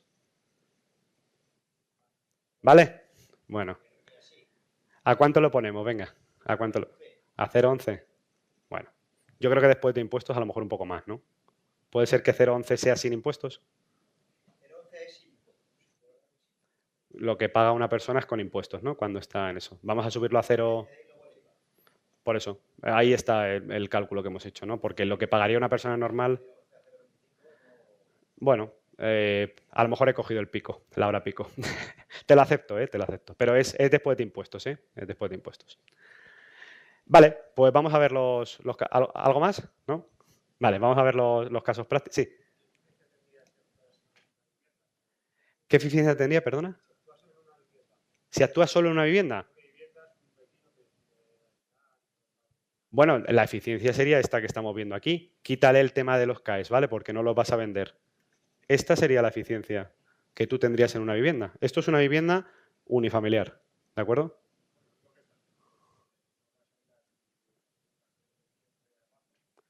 Bueno, mejor me lo pones, ¿no? Un poco más aislado vas a estar en el interior. A lo mejor bajaría un poco la eficiencia, pero más o menos vas a estar ahí. Vas a estar ahí.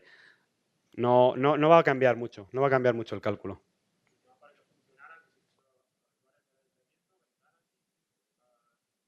Bueno, si tienes buen aislamiento, se te va a escapar menos energía, pero si no tienes buen aislamiento, bajará un poco la eficiencia, pero seguirá funcionando muy bien, porque la temperatura del interior tú la vas a conseguir igual porque se supone que tienes un sistema de calefacción. Entonces, si tú quieres conseguir, te has puesto un set point de 22 grados, lo vas a conseguir igual, solo que vas a gastar más energía en conseguirlo, ¿no? Si no está tan bien aislada. Esa va a ser la diferencia. En el falso techo, sí. Bueno, como veis aquí, ¿no? Luego vamos a ver los consejos de instalación, ¿vale? Pero normalmente se coloca en los falsos techos de cocinas o de baños, ¿de acuerdo?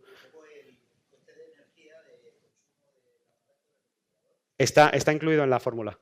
Ahí al final, el CLEC es el consumo del equipo, que en este caso son 400 kilovatios hora año, para climas templados, más o menos, ¿vale? Sí.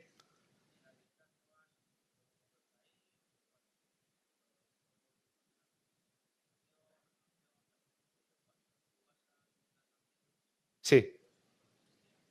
No, todo esto no existía. Claro, si tienes el espacio suficiente para hacer esta instalación, la podrás hacer. Si no tienes el espacio suficiente, pues a lo mejor tendrás que irte a recuperadores de calor de este tipo, descentralizados, ¿de acuerdo? Aún así,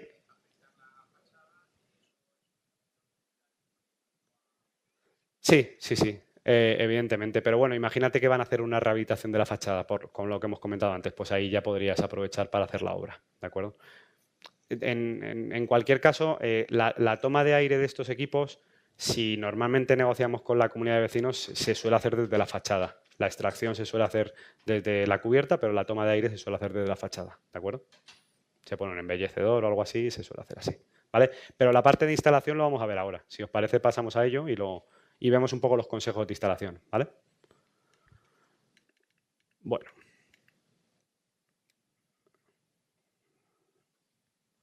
dadme un segundo. Dejo ahí los numeritos que quedan bonitos.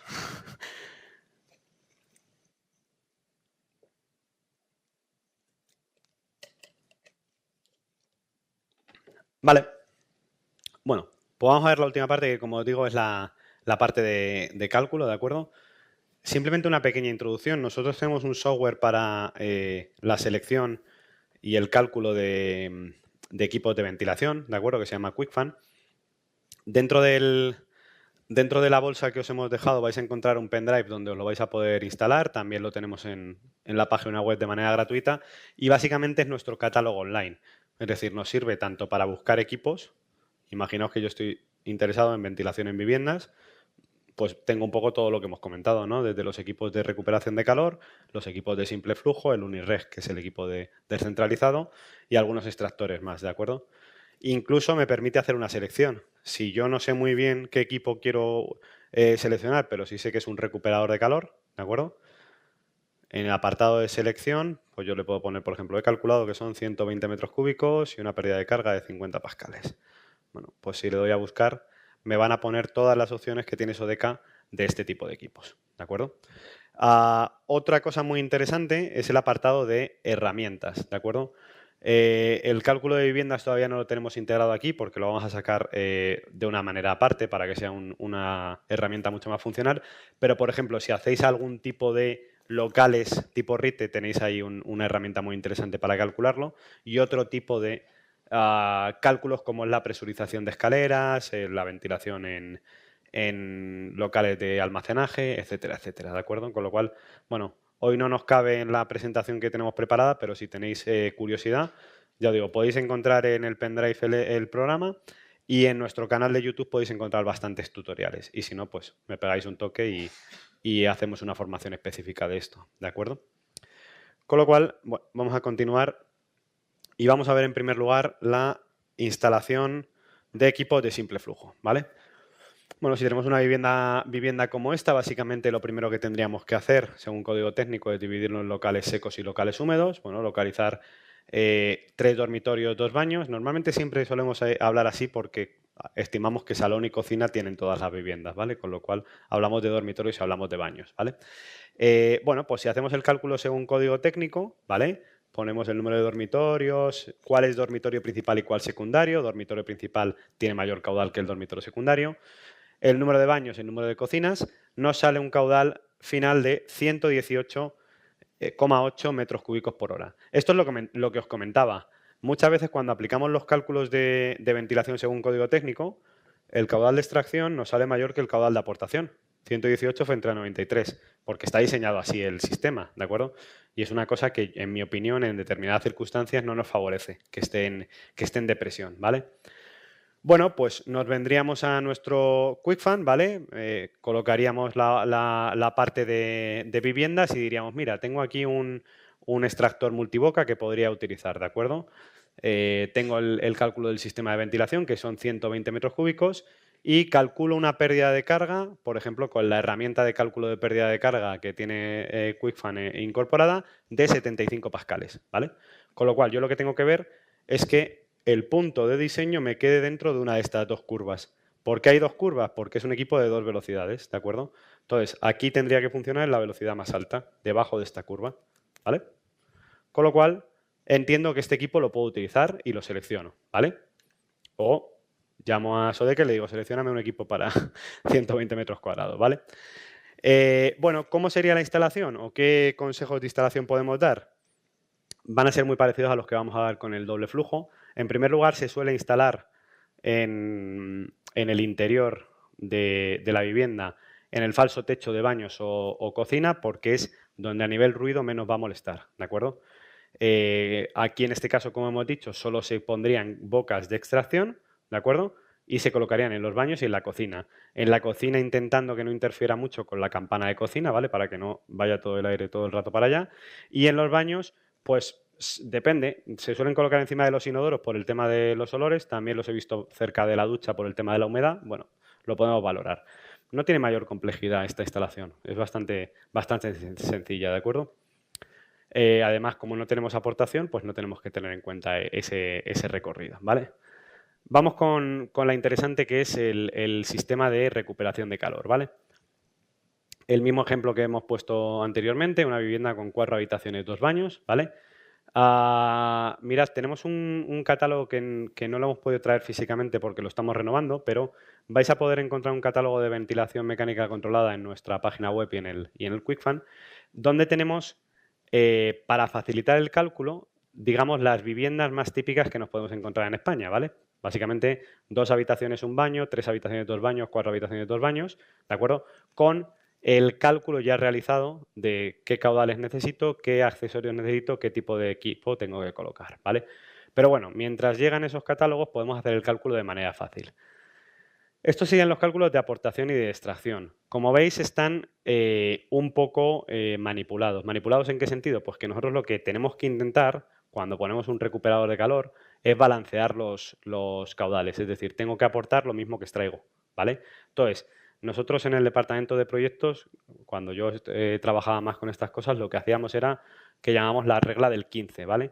¿Por qué? Porque la gran mayoría de caudales son en torno a 15, 30, según la normativa, metros cúbicos hora, con lo cual lo que hacíamos era ir de 15 en 15 igualando, ¿de acuerdo? En este caso, los dormitorios principales y los dormitorios secundarios se han dejado con 30 y 15 respectivamente, no se han modificado, y donde hemos jugado ha sido con el salón y con la cocina. Hemos aumentado de 36 a 45 metros cúbicos en la cocina y de mínimo 30 a 60 en la cocina.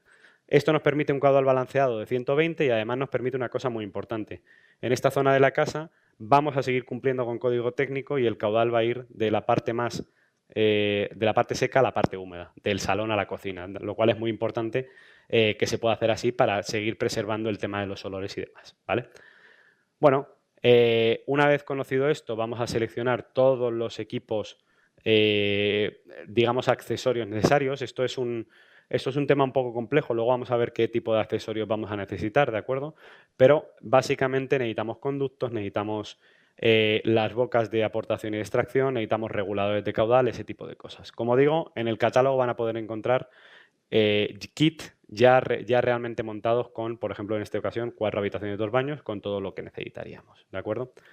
Pero bueno, vamos a dar una serie de consejos de instalación, ¿de acuerdo? En primer lugar, vamos a hacer un repaso, ¿por qué llevamos toda la jornada hablando de recuperadores de calor y no tanto de simple flujo? Bueno, ya hemos visto que disminuye enormemente el gasto energético y económico en refrigeración y en calefacción, ¿de acuerdo? También reduce las emisiones de CO2, reduce las emisiones contaminantes.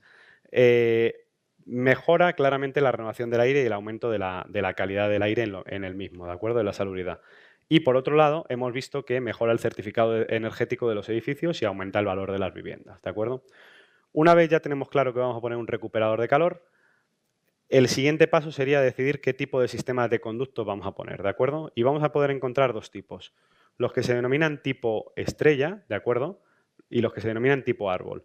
Este es el que se denomina tipo árbol. Básicamente consiste en un conducto principal del cual van saliendo ramificaciones o conductos secundarios. Están unidos por codos y demás, ¿de acuerdo?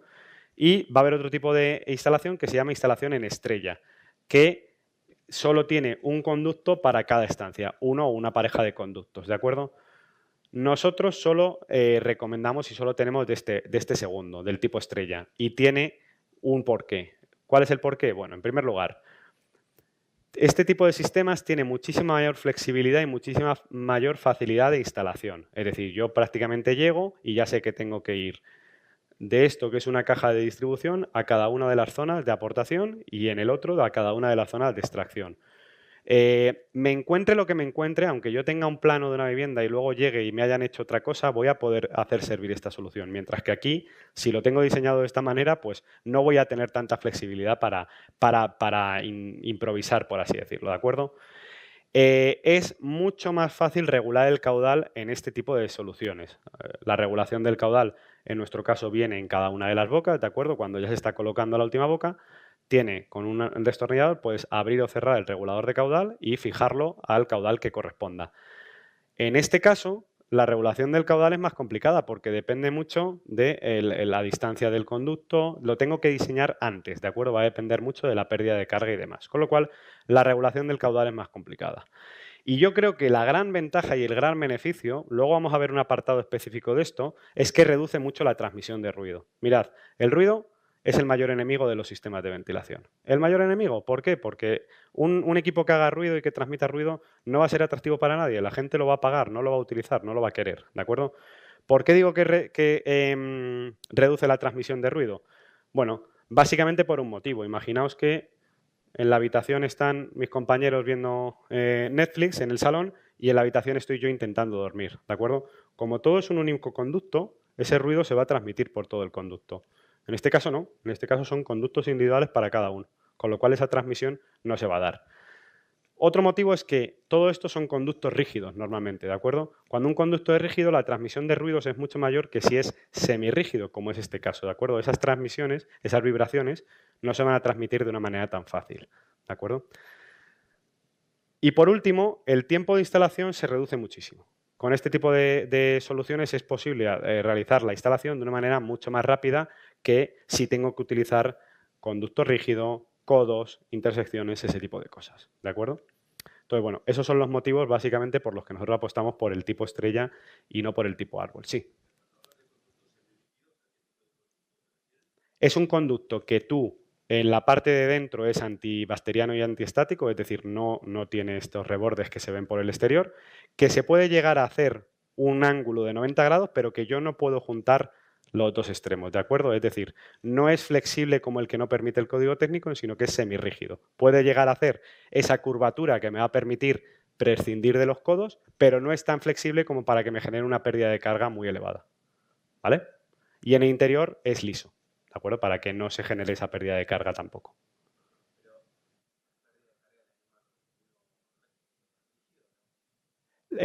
Si el tamaño es el mismo, sí. La pérdida de carga es la misma, pero en el rígido, tú para hacer el giro tienes que colocar un codo y ahí ya tienes más pérdida de carga. Aquí no hace falta colocar el codo.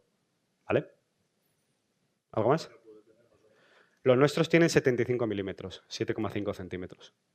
Pero bueno, puede haber diversos, sí. Sí,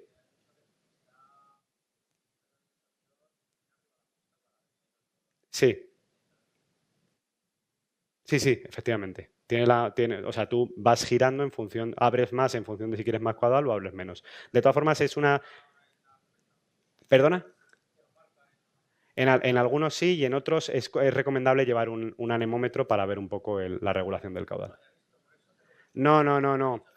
A ver, no, lo que es verdad es que si tú lo abres al máximo, pues vas a tener el máximo caudal, al mínimo el mínimo caudal, pero luego en las posiciones intermedias es verdad que necesitas un anemómetro para ver la velocidad de salida, ¿vale? ¿Algo más? ¿No? Vale. Bueno, como os he dicho, el tema fundamental cuando hagamos una instalación es evitar el ruido. Evitar el ruido. Porque si tenemos ruido, yo me diría que el 90% de las quejas postventa de estos equipos son por ruido, ¿de acuerdo? Y tenemos varias estrategias que aplicar. En primer lugar, Fernando, no te voy a hacer levantarte otra vez, pero en primer lugar es muy importante el aislamiento, ¿de acuerdo? El aislamiento hemos visto antes que era vital, ¿vale? Para el tema térmico, para evitar las pérdidas de energía, pero también lo va a ser para el ruido. Mirad, nosotros hemos conseguido que a 1,5 metros de distancia y a caudal máximo, que estos equipos de normal no van a tener que trabajar a caudal máximo, el ruido sea de 26 decibelios. ¿De acuerdo? Con lo cual están muy bien aislados. Muy bien aislados. ¿De acuerdo? Esto es un tema que es fundamental. Ya os digo que otro tema es dónde los instalemos. Evidentemente vamos a buscar los lugares más alejados de los dormitorios, los baños o las cocinas, para que el ruido moleste lo mínimo posible, ¿de acuerdo? Y luego tenemos otra serie de elementos como son los silenciadores, ¿de acuerdo? A la salida y a la entrada de las bocas los vamos a colocar siempre que sea posible para ese primer flujo de aire que sale todavía evitar más la vibración y el ruido que va a generar, ¿de acuerdo? Con lo cual, son temas que la normativa no nos va a obligar, pero que está bien tener en cuenta de cara a las instalaciones, ¿vale? Seguimos con el ruido. Mirad, habéis visto que en algunas ocasiones aquí hemos pintado un doble conducto. Se ve, ¿no? Que en algunos tienen un conducto nada más y en otros tienen dos. Esto es porque, básico en la ciencia de fluidos, si yo tengo el mismo tamaño de conducto, a mayor caudal, mayor velocidad, a mayor velocidad, mayor ruido. ¿De acuerdo? Entonces, tenemos que intentar reducir la velocidad del paso del aire a lo largo de los conductos. Nosotros, como ya sabemos que nuestro conducto mide 75 milímetros, intentamos que no se pase de 4 metros por segundo, porque sabemos que ahí tenemos una posibilidad de ruido bastante importante. Con lo cual, siempre que vemos que se va a pasar, doble conducto, ¿de acuerdo? Estos plenum que colocamos aquí al final tienen la posibilidad de coger los dos conductos, ¿de acuerdo? Con lo cual, es una práctica muy buena tener en cuenta que no debemos ahorrar en conducto porque va a significar un mayor ruido, ¿de acuerdo? Va a significar un mayor ruido. Otro punto importante, ¿dónde colocamos las bocas? ¿De acuerdo? Es importante que las bocas se coloquen siempre de dos maneras. En primer lugar, no por el ruido, sino por favorecer la renovación del aire, lo más alejado posible de las puertas, ¿de acuerdo? ¿Por qué? Porque cuanto más lo aleje de las puertas, mayor va a ser la renovación y el barrido que vamos a conseguir en toda la vivienda. Y en segundo lugar, lo más alejado posible de los cabeceros de la cama. Esto es importante dejárselo claro incluso al usuario. Quiero decir, por muy cuidadosos que hayamos sido con todo lo demás, al final esto es una boca que está soltando aire. Si yo la dejo justo por encima de donde estoy durmiendo, evidentemente, por mucho que ponga el modo sueño en el recuperador y demás, pues va a hacer algo de ruido. Con lo cual es una muy buena práctica recomendar que no pongan el cabecero de la cama justo donde está la salida del aire. ¿De acuerdo? Vale. Otro punto de vital importancia, la regulación y el control. La regulación y el control. Mirad, todo lo que yo os he contado acerca de la importancia del aislamiento, de la importancia de la eficiencia del recuperador y tal, todo eso se va a la porra si eso funciona a todo o nada. Se va a la porra. O sea, a día de hoy no hay ningún sistema de ventilación que podamos diseñar sin que sea una ventilación regulada mediante sondas de calidad del aire. Es decir, que me esté aportando la cantidad de aire que necesito en cada momento. ¿De acuerdo? Mirad, nuestro equipo, como ya he dicho, viene con un control incorporado y viene con unas sondas de calidad del aire que no están instaladas en el control. Están instaladas en la boca de extracción del equipo. ¿Por qué? Bueno, pues os podéis encontrar que las sondas estén instaladas en el control. Y esto significa que si yo el control, por ejemplo, me lo instalo en el salón, la sonda va a medir en el salón, pero no voy a saber lo que está pasando en el resto de la vivienda. Con lo cual, tiene más lógica que la sonda esté instalada en el conducto o en la boca de extracción, porque a la boca de extracción va a ir a parar varios puntos de la casa y voy a tener una idea mejor de dónde o de qué cantidad de gente voy a tener, ¿de acuerdo? Generalmente se suelen utilizar tanto CO2 como compuestos orgánicos volátiles para hacer este equilibrio. ¿Por qué? Porque el CO2 lo emitimos las personas al respirar y los compuestos orgánicos volátiles son el contaminante más típico de los materiales de construcción, de los productos de limpieza, de los perfumes y demás. Con lo cual, tenemos que buscar un equilibrio entre los contaminantes producidos por nosotros, que no es tan importante el CO2, sino lo que viene acompañado del CO2, es decir, el CO2 nos indica que estamos respirando más gente durante más tiempo y que podemos estar emitiendo una serie de contaminantes microbiológicos y demás. Con lo cual, usamos el CO2 como referencia y luego los compuestos orgánicos volátiles también, ¿vale? Entonces, os he dicho antes que fundamental este tipo de sondas, fundamental que el control, aunque este control que tenéis aquí, por ejemplo, tenga 5 velocidades, nosotros siempre vamos a recomendar que trabaje en modo automático, en función de lo que digan las sondas, y esa va a ser la manera más eficiente. Porque además me va a dar justo el caudal que necesito, con lo cual no siempre voy a estar consumiendo la misma cantidad de energía, ¿de acuerdo? Bueno, y por último, la conectividad. Bueno, vivimos en un mundo que cada vez que... Sí.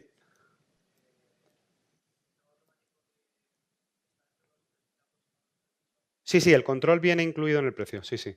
En nuestro caso, sí, el control viene. No, no las bocas, la velocidad del ventilador. Efectivamente. Efectivamente, eso es. Pero el control viene integrado en el precio, sí, sí, sí, bien integrado, ¿vale? O sea, tú no puedes comprar el recuperador sin el control, viene todo, todo junto, ¿vale? Vale, y lo que decía de la conectividad, en este caso tenemos una conectividad Modbus, un tipo de comunicación bueno, bastante extendido que nos permite conectarlo con otro tipo de instalaciones que tengamos en la vivienda, ¿de acuerdo? Bueno, yo creo que más o menos he entendido las indicaciones que podríamos daros de cara a la instalación de este tipo de equipos. Por supuesto, contamos con un manual de usuario que si lo requerís os lo podemos pasar, donde vienen alturas libres, donde tengo que dejar un registro, por ejemplo, para el recuperador, para acceder a él, ese tipo de cosas, ¿vale? No, no me daba tiempo a meterlo todo en la presentación de hoy, ¿de acuerdo? Bueno, una cosa que me parece interesante es el tema del diseño de sistemas de ventilación en caso de problemas con el radón, ¿de acuerdo? Yo os he dicho antes que existían una serie de métodos. Aparte de los que vienen en el código técnico, vamos a añadir también la ventilación de los espacios interiores. Es decir, si yo meto suficiente cantidad de aire fresco, como en el exterior no voy a tener radón, voy a hacer una renovación, voy a hacer una dilución del radón y también me va a funcionar, sobre todo para viviendas que ya estén construidas, ¿de acuerdo? Bueno, como hemos dicho, la barrera de protección es lo único que no tiene que ver con la ventilación y solo va a ser posible, o la gran mayoría de las veces solo va a ser posible en vivienda nueva, y vamos a tener otras 3 soluciones relacionadas con la ventilación, ¿vale? Primera solución, ventilación de una cámara... Uy, disculpad. Ventilación de una cámara sanitaria, ¿de acuerdo? Pues evidentemente lo primero que necesitamos es que haya una cámara sanitaria. Si no se ha planteado la cámara sanitaria, pues no lo vamos a poder hacer. Pero si hay una cámara sanitaria, como es el espacio que está en contacto con el terreno, si yo lo ventilo, voy a conseguir que el radón no entre en la vivienda, ¿vale? ¿Esta ventilación se puede hacer de manera natural? Sí, se puede hacer de manera natural. Hay bastantes estudios que demuestran... Ahí abajo os he dejado el nombre de dónde he sacado las fotografías, que es de Borja Frutos, que es uno de los mayores expertos en radón de España. Trabaja en el CSIC y tiene varios estudios que demuestran que la ventilación natural de las cámaras sanitarias tiene una eficiencia de en torno al 50%, es decir, a ti te funciona, a ti no, a ti te funciona, a ti no, y la ventilación mecánica en torno al 99%, ¿de acuerdo? Por eso, bueno, pues apostar por la mecánica, ¿de acuerdo?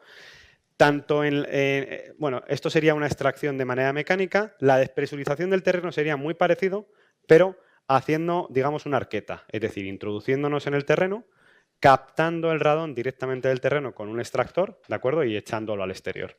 Los dos están basados en lo mismo y, por lo tanto, para los dos podemos dar los mismos consejos.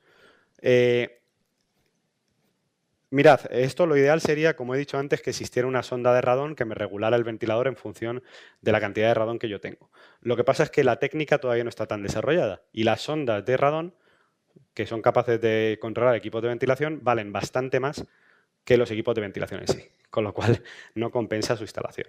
Entonces, asumiendo que vamos a trabajar en continuo, casi en continuo, tenemos que apostar por equipos, o deberíamos apostar por equipos, que consuman lo mínimo posible. Es decir, por ejemplo, es muy importante aquí la motorización. Ustedes, por ejemplo, pueden encontrar en nuestro catálogo el mismo equipo que tenga, por ejemplo, neolinio o neolinio EW o EC. Esto significa que el motor tiene la electrónica integrada. Si el motor tiene la electrónica integrada, significa que consume normalmente hasta un 30% menos, porque no tiene la pérdida de energía por rozamiento de los motores, ¿de acuerdo? Con lo cual, siempre intentar primar, ya que vamos a colocar un extractor que va a funcionar en continuo, por equipos que sean muy eficientes, ¿de acuerdo? Si pueden ser de doble velocidad, mejor todavía, porque está demostrado que hay determinadas épocas del año donde el radón emana más y otras donde emana menos, con lo cual puedo poner la velocidad más pequeña en la que emana menos y la velocidad más grande en la que emana más, ¿de acuerdo? Bueno, respecto a la despresurización del terreno, como veis, las arquetas ya pueden venir fabricadas, como esa que es ahí en plástico, o las podemos fabricar nosotros mismos de obra, ¿vale? La recomendación normalmente es hacer una arqueta de 25 centímetros por 25 centímetros por 25 centímetros con ladrillos, pero lo curioso es que los ladrillos vienen colocados al revés, en vez de con los agujeritos para arriba, con los agujeritos para los lados, para que actúen de elemento de captación. Una tercera opción son tubos perforados, conductos perforados. Se pasan por debajo de lo que es la vivienda, rodeando la vivienda, ¿de acuerdo? Y como tienen elementos de captación, también funcionan muy bien, ¿vale? Bueno, y en cuanto a la ventilación de viviendas, pues es un poco lo que os he dicho. Si yo tengo una zona con radón, casi que sería obligatorio tener un sistema de renovación del aire con recuperación de calor, ¿de acuerdo? Incluso en aquellas estancias que estén más en contacto con el terreno, saltarnos un poco el código técnico, me tapo para que no me oigan, saltarnos un poco el código técnico en el sentido de que conviene que ese espacio, por ejemplo, imaginaos un sótano, ¿vale? Conviene que ese espacio tenga tanto aportación como extracción, conviene que se haga una renovación constante en ese espacio, ¿vale? No tendría sentido ahí solo poner la aportación del equipo, ¿de acuerdo? Aparte, vamos a conseguir que no haya depresión. Incluso si hay una pequeña sobrepresión, nos va a venir bien porque vamos a evitar que el radón entre, ¿de acuerdo? Bueno, y estamos llegando casi al final. Simplemente un ejemplo de cómo varían los caudales si yo diseño una vivienda en base a código técnico con respecto a la certificación Passive House. La certificación Passive House lo que nos dice es que tenemos que calcular más o menos, bueno, más o menos no, 30 metros cúbicos hora por persona a repartir entre el conjunto de la vivienda. Nos habla de personas en vez de habitaciones. Y un mínimo de 0,3 renovaciones hora, ¿de acuerdo? Además, estamos obligados a colocar recuperadores de calor de alta eficiencia con al menos 3 velocidades, ¿vale? Este, por ejemplo, tiene 5.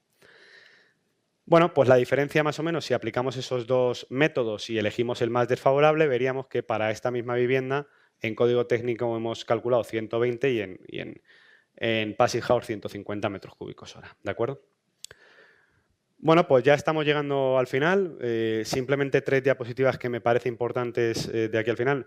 Esta me solían obligar a ponerla a la primera, pero yo entiendo que es un bajonazo empezar diciendo hola, somos Sodeca, somos un fabricante de ventilación, somos españoles, nacimos hace 40 años en la provincia la localidad de Ripoll, en la provincia de Girona, y bueno, actualmente, como veis, hemos evolucionado mucho, ¿de acuerdo?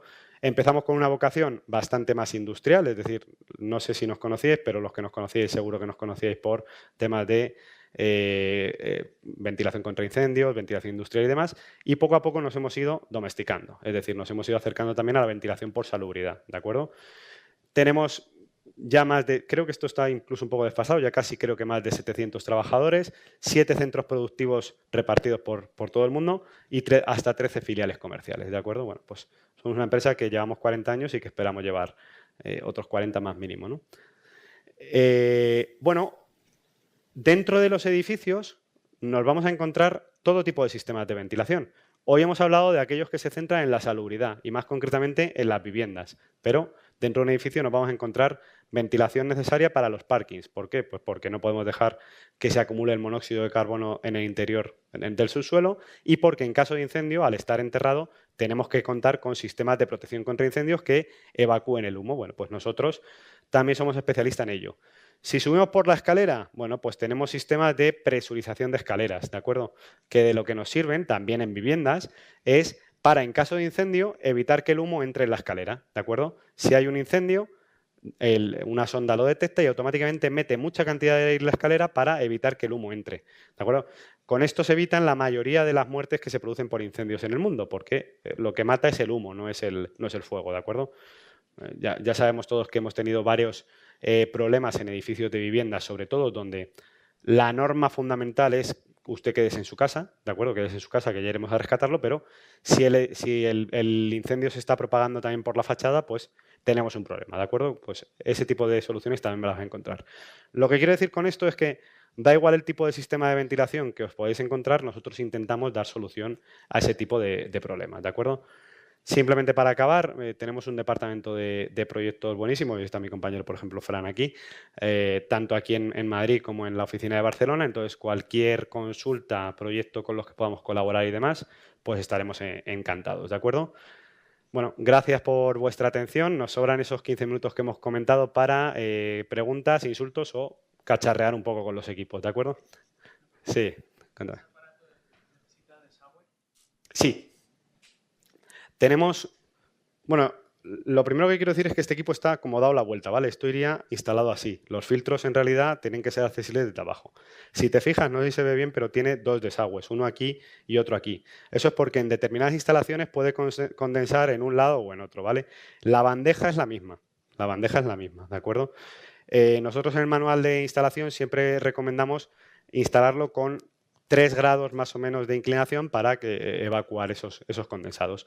También muy recomendable conectar un sifón, ¿de acuerdo? Para evitar el tema de olores y demás, ¿vale? También lo ponemos en el manual de instalación. Este es sensible, este es sensible. Sí, este es sensible.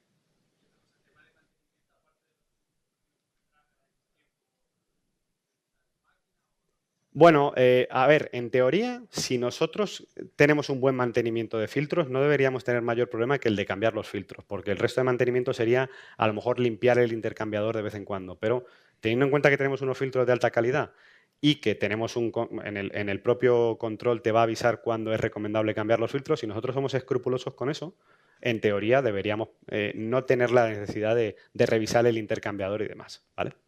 O sea, el mantenimiento se debería reducir al cambio de filtros. Vale, no sé si... ¿Son de perdona? No te entiendo, perfil únicos. ¿La anchura de qué? Sí, sí, sí. Bueno, este modelo es el 150, ¿de acuerdo? Tenemos otro modelo en 300 metros cúbicos hora y otro en 350, ¿vale? El de 350 es vertical, parece una lavadora, ¿de acuerdo? El de 300, evidentemente, el perfil es un poco mayor, pero este, 150 metros cúbicos hora, nos debería valer prácticamente para el 95% de viviendas en España. Hemos visto que con 4 habitaciones y 2 baños nos vamos a 120 metros cúbicos hora, con lo cual sí. Podemos decir que es de perfil único.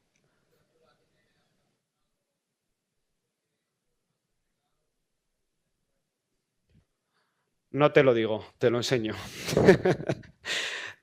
A ver, dadme un segundo, ¿eh? Bueno, vais a ver todos mis secretos, pero no me importa. Vale.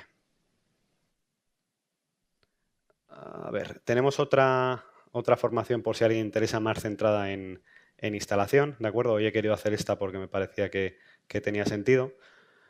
Pero aquí tenemos prácticamente una acumulación de todos los consejos de instalación, ¿de acuerdo? Y si yo no me equivoco, por aquí vienen las alturas libres y así no me lo invento. Igual Fernando se la sabe. Fernando, no te la sabes, ¿no?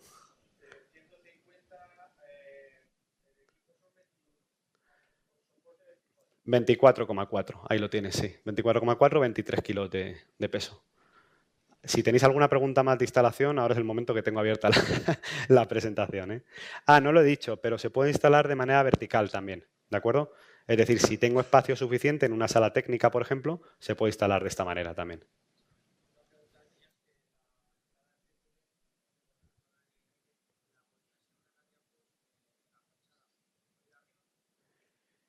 La entrada puede ir arriba, sí, pero te va a generar más pérdida de carga, evidentemente. Siempre que vaya para arriba, tenemos que tener en cuenta lo que nos dice el código técnico. A ver, la extracción siempre va para arriba. Entonces, si las dos van para el mismo lado, tenemos que tener en cuenta lo que nos dice el código técnico de que al menos 3 metros de distancia entre una y otra, ¿vale? Pero sí, puede ir para arriba.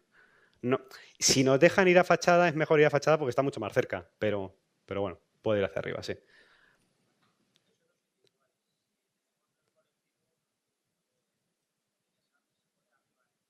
El colectivo, lo ideal es tener, mira, tenemos un tipo de equipos que puede ir en el exterior, que viene ya con su tejadillo incorporado, y tenemos otros que son como este, es decir, de falso techo, pero mucho más grandes, evidentemente, de tamaño. Sea lo cual, si vamos a poner un recuperador colectivo y lo vamos a planificar desde el principio, lo suyo sería tener una sala técnica, como se tiene en los edificios de oficinas modernos y demás, ¿vale? Una sala técnica. Ah, no. Sí, ¿vale?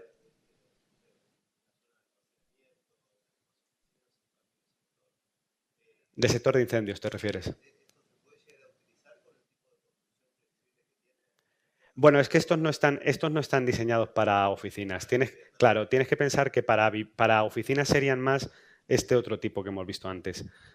Ah, que de esos ya no comercializamos nosotros los conductos, ya son conductos de chapa, ¿de acuerdo? Que no los comercializamos nosotros. Son semirrígidos de poliuretano, polipropileno. Polipropileno, sí, efectivamente.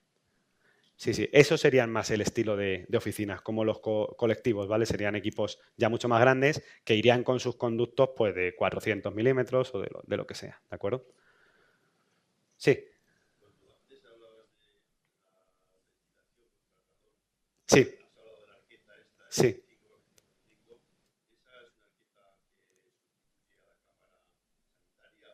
Bueno, es que son estrategias diferentes. Si no tenemos cámara sanitaria, podemos ir por la despresurización del radón. Despresurización es básicamente obligar al radón a que pase por donde nosotros queremos que pase. Es decir, esa arqueta lo que hace de elemento colector, por así decirlo, para todo alrededor del terreno que movilice el radón hacia la zona de colección. Puede ser una arqueta de obra, puede ser una arqueta que ya viene de plástico fabricada. Bueno, bajo la solera sería más complicado. Lo normal es hacerlo al lado de la casa. Justo al lado de la casa, ¿de acuerdo? Imagínate que los límites de la vivienda llegan por aquí. Como estamos asumiendo que ya es una vivienda construida, lo que se suele hacer es hacerlo pues aquí, justo aquí, ¿de acuerdo? Si el extractor tiene una presión de menos 5 pascales más o menos, es decir, no es mucho, ¿vale? Ya consigues evacuar todo el radón por esa zona de ahí, ¿vale? Si tienes espacio de hacerlo dentro de la casa, podrías hacerlo, pero volvemos a lo mismo, tendrías que levantar el suelo, taladrar, llegar hasta esa altura de 25 centímetros más o menos y hacer todo el proceso, ¿vale? ¿Algo más? Es un sistema de ventilación mecánico, efectivamente. Lo puedes colocar en el interior o en el exterior. Puedes incluso, tenemos algunos equipos que son como de tejado, ¿no? Entonces puedes subir por la parte de fuera de la vivienda. A ver, lo ideal, si podemos, es que suba por la parte de fuera de la vivienda. ¿Por qué? Porque es importante que si pasa por dentro de la vivienda, el sistema de conductos esté muy bien sellado. Si no está muy bien sellado, puedes estar introduciendo el radón en el interior. Es decir, es verdad que a nivel estético, ponerlo por fuera de la vivienda queda más feo, pero tienes que jugar con eso. Si el sistema de conductos confías en él, haces un buen sellado. Hay profesionales de la instalación que se dedican efectivamente a hacer este tipo de sistemas por dentro de las viviendas y no pasa nada. Pero si lo haces por fuera, pues más seguro, ¿no? Porque en el exterior la atmósfera es tan grande que el radón se diluye muy fácil, ¿de acuerdo? ¿Algo más? ¿Alguna pregunta? ¿No? Bueno, pues lo dicho, muchas gracias. Nos vamos a quedar por aquí unos minutos si alguien tiene curiosidad para acercarse. Y si no, pues nada, espero que os pongáis en contacto con nosotros siempre que lo requiráis, ¿de acuerdo? Muchas gracias.